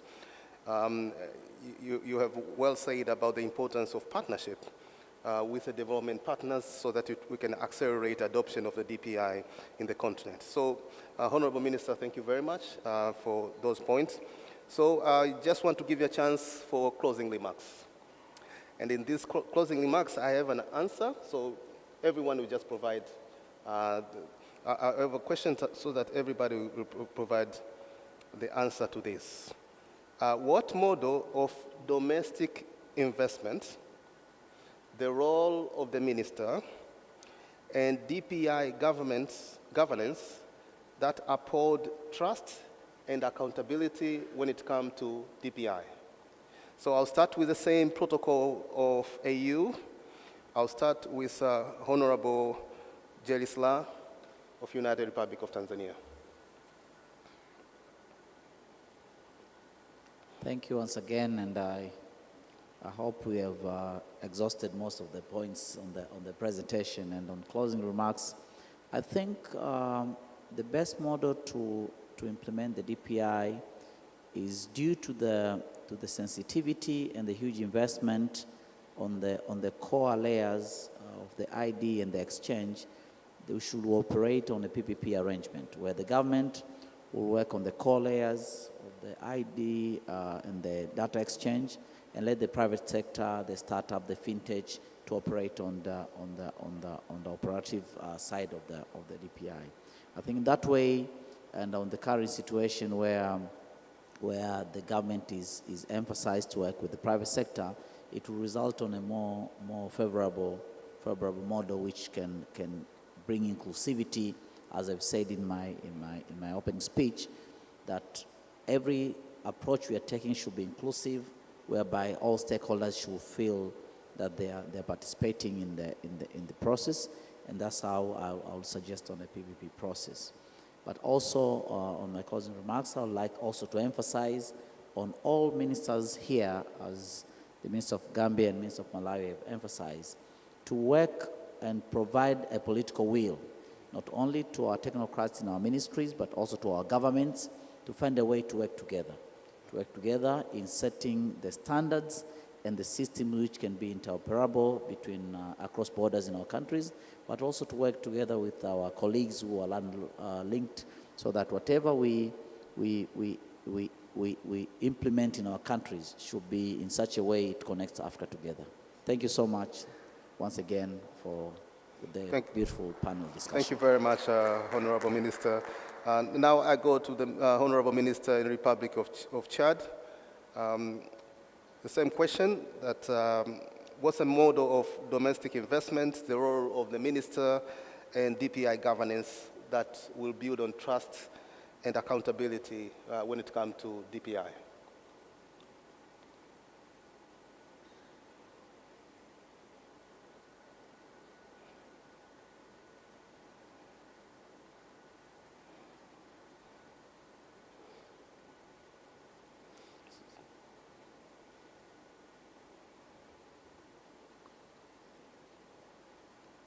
Honorable Minister, Republic of Chad.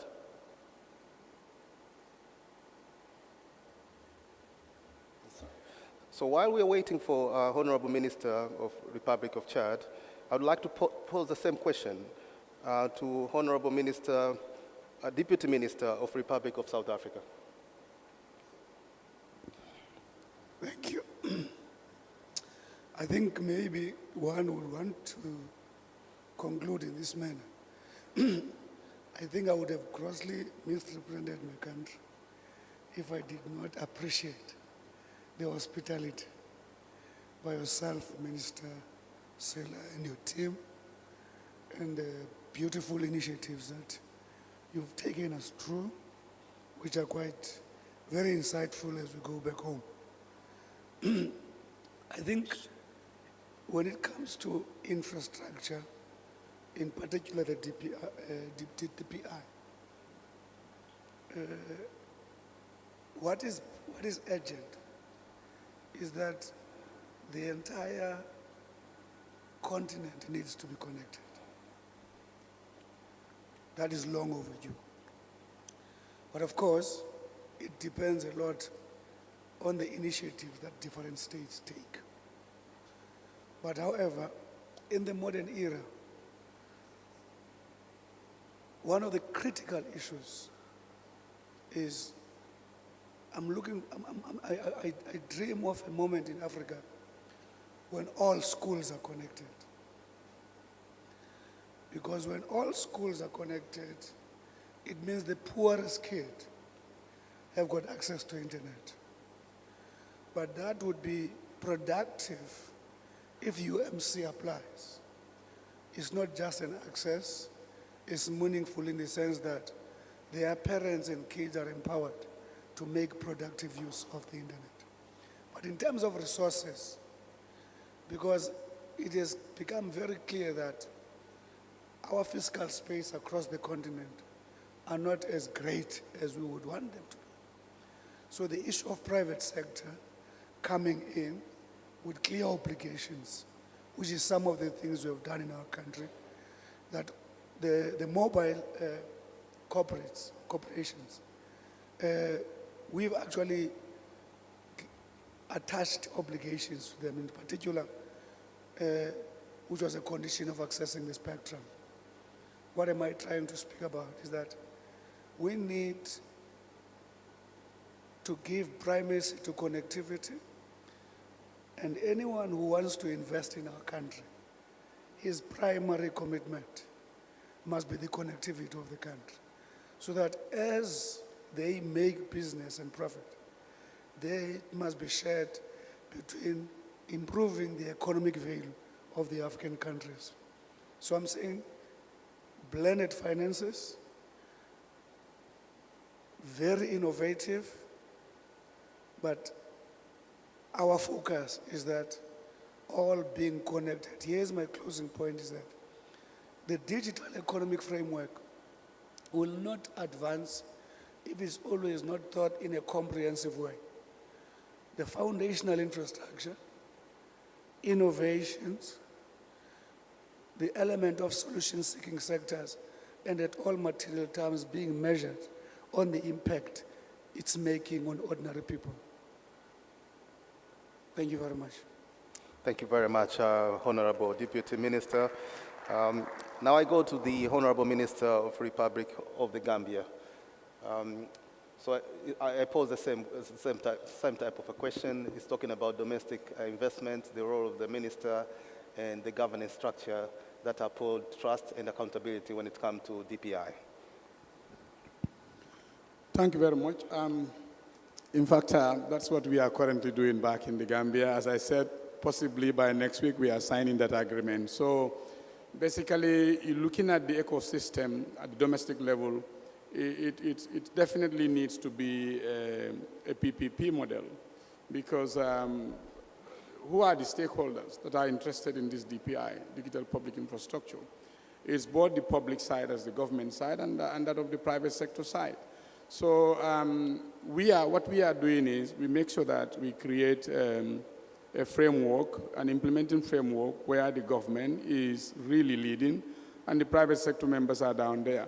But in terms of actually implementing it for reasons of accountability and making sure that they are within the system itself, we want them to feel that they are the ones doing it. So it's a PPP model where government is in the forefront and they are also down there to do what they can possibly do within the parameters that we set out.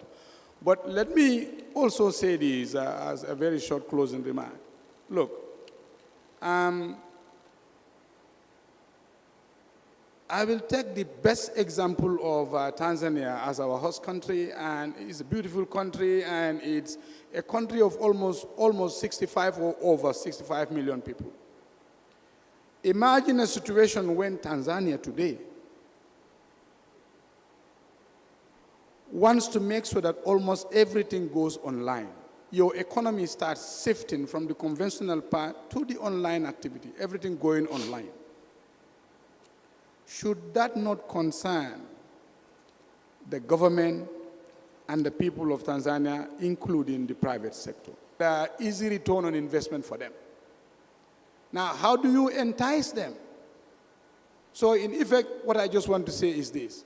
We need to change the scope, the management, and the administration of our universal service fund frameworks in our respective countries. There are some who have not implemented it. There are some who have. But if you look at what they do, like I asked the gentleman, how much in Tanzania are you asking for the operators to pay? He said the law says 1.5%, but they are now asking for 1.25% instead, which is great. But then now, how do you use that money? Chances are the framework is there. It may be rather limiting because they're looking at a few areas here and there. We need to revisit that. And then to make sure that it's part of the PPP policy mechanism, whereby a lot of that money could be taken by the government and even make sure that they feel they are the ones contributing towards it in building this domestically, the digital public infrastructure system. Thank you so much. Thank you very much. You are honorable for that answer. Now I go to Honorable Minister of the Republic of Malawi. Thank you very much. I think I'll focus on the role of ministers. I believe ministers can lead in defining what success really looks like for Africa. And in defining that, we have to go beyond just measuring the infrastructure metrics, but also looking at the impact, inclusion, and also the trust. Impact, let us look at the digital systems reaching the people in the rural communities. Are their lives changing? Is there any effectiveness in the application of the digital public infrastructure? Is it changing, transforming the people's lives? And on trust, are the people trusting the systems that we've put in place? Because if people are not having trust in the systems that are in place, they will shy away from the digitalization train, and in the end, there will be no results. And to build that trust, it comes from ensuring that we have legal and institutional frameworks that are strong. So as ministers, we can lead in that process of ensuring that we have legal instruments that are strong. We can borrow from best practices that are prevailing in the region and globally, implement those, and build trust in the people. People have the appetite to join the digital train, and let's ensure that we measure the impact of these interventions and make sure we are inclusive. Thank you very much. Thank you very much, Honorable Minister. So to sum up, the important message that we have got from this session is there's a role of minister to ensure that DPI are working successful, and especially there will be a foundation for building trust to our people. We have seen that PPP and blended financing are important to ensure that we accelerate the adoption of a DPI in the continent. The issue of partnership in connectivity, it has been well articulated by Honorable Minister in the Republic of Chad and also Honorable Minister from Malawi. There's an issue of common standard, especially when it comes to interoperability, and this was well emphasized by Honorable Minister from the Republic of the Gambia. The issue of language, the issue of governance structure to ensure that this transformation is going as in the speed that the one we want. There's an issue of digital ID and the importance of it. And last but not least is the issue that has to do with disruptive technologies and how these technologies that can be used to achieve what we call public good.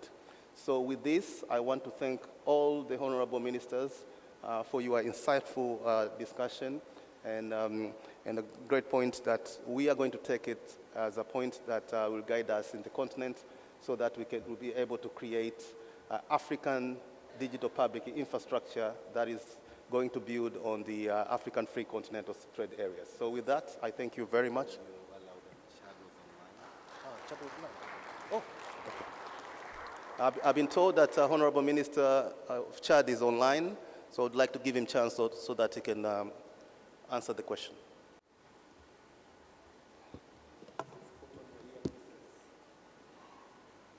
Mesdames, Monsieur le ministre, je vous remercie beaucoup.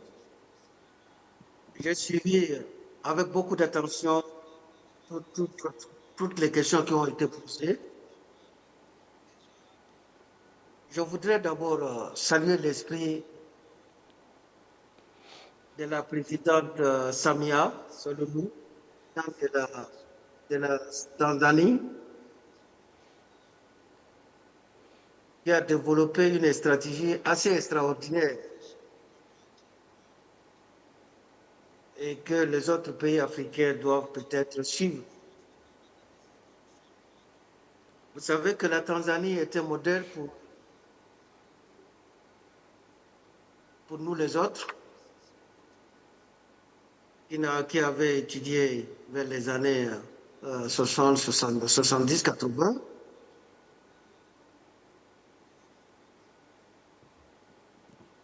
Avec le père fondateur Julius Nyerere.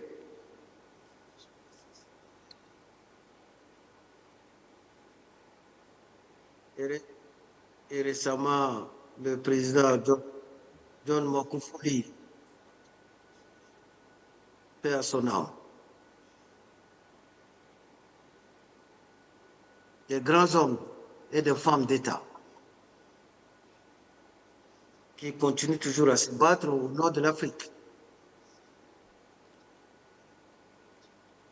Je veux vraiment saluer cet esprit d'équipe et cet esprit de collaboration qui nous permet d'aller un peu plus vite. Pour répondre à cette question, moi je pense dans un premier temps, il nous faut une indépendance financière. Dépendre des sources locales de financement peut réduire la dépendance envers les investisseurs étrangers, limitant ainsi l'influence externe sur les décisions stratégiques. Il faut le renforcement des capacités locales. En investissant localement, le pays peut développer ses propres capacités techniques et des infrastructures, créant ainsi des emplois pour former un main-d'œuvre qualifié. Il faut une stabilité économique. Le financement domestique contribue à stabiliser l'économie en limitant l'exposition aux fluctuations des devises étrangères. Quatrièmement, il faut une appropriation et durabilité.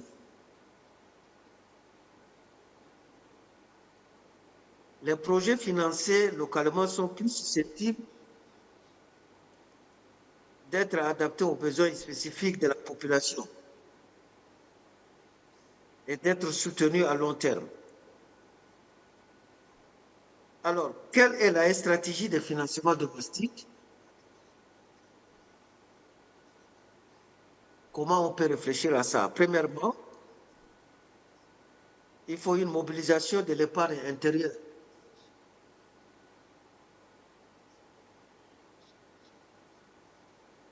Deuxièmement, il faut l'incitation fiscale.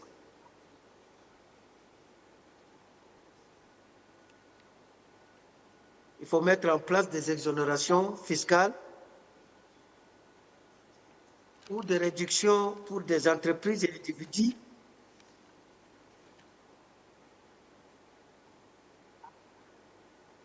qui investissent dans des projets de connectivité numérique.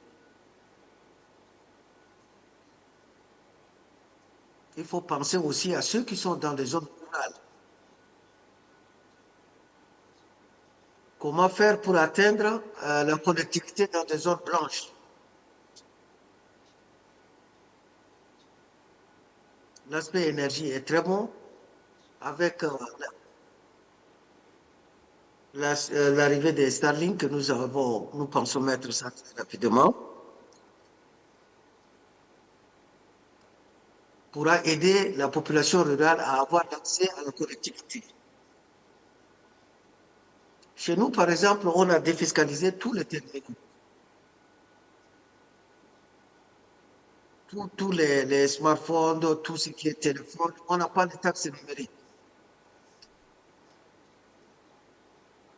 On a défiscalisé tout ce qui est matériaux des énergies renouvelables.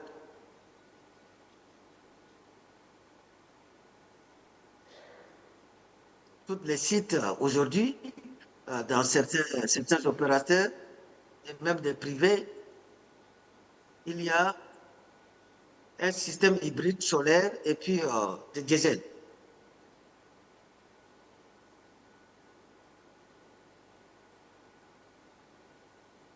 Dans les années à venir, on va complètement mettre tout le système solaire. Le partenariat public-privé est important à mettre en œuvre. Collaborer avec le secteur privé pour partager les coûts et les risques de projets d'infrastructure numérique. Mesdames et messieurs les ministres, chers collègues, chers homologues, cela peut nous amener à penser à l'utilisation de fonds souverains. Si le Tchad dispose d'un fonds souverain, ceux-ci peuvent être une source de financement pour des projets stratégiques. En matière d'éthique.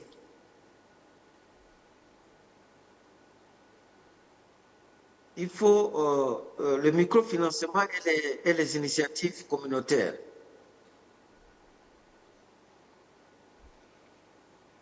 Encourager les solutions de microfinancement pour soutenir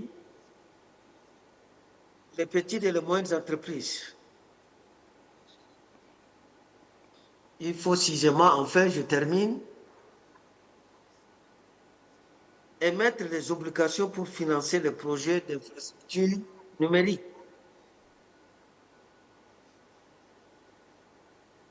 Ces obligations pourraient être soutenues par l'État et orientées par les investisseurs locaux. pourquoi pas ne pas faire un travail local qui met confiance les PTF, les partenaires techniques et financiers, en charge du renforcement des capacités des jeunes et des femmes.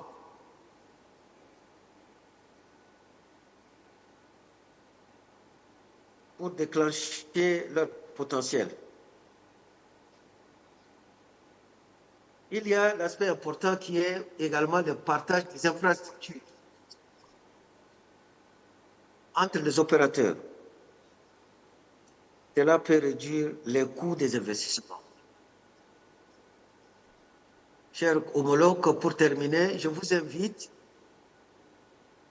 Le Tchad est en train de se préparer pour l'intelligence artificielle. Un forum au Tchad, probablement dans les mois à venir. Vous serez tous invités pour découvrir le pays de Toumaï. Je vous remercie. Thank you very much, Honorable Minister, and especially for emphasis that you have put on the local financing to DPI and the readiness of your country, especially when it comes to adoption of AI. So with that, I thank all honorable ministers for insightful discussion that we have. And I also thank African IGF delegates who are here and the audience that has been attentive with us in all this discussion. With that, I thank you very much. Let's give honorable ministers a big round of applause. Please stand up for a group photo. And then honorable ministers, I will request you to kindly take your seat again.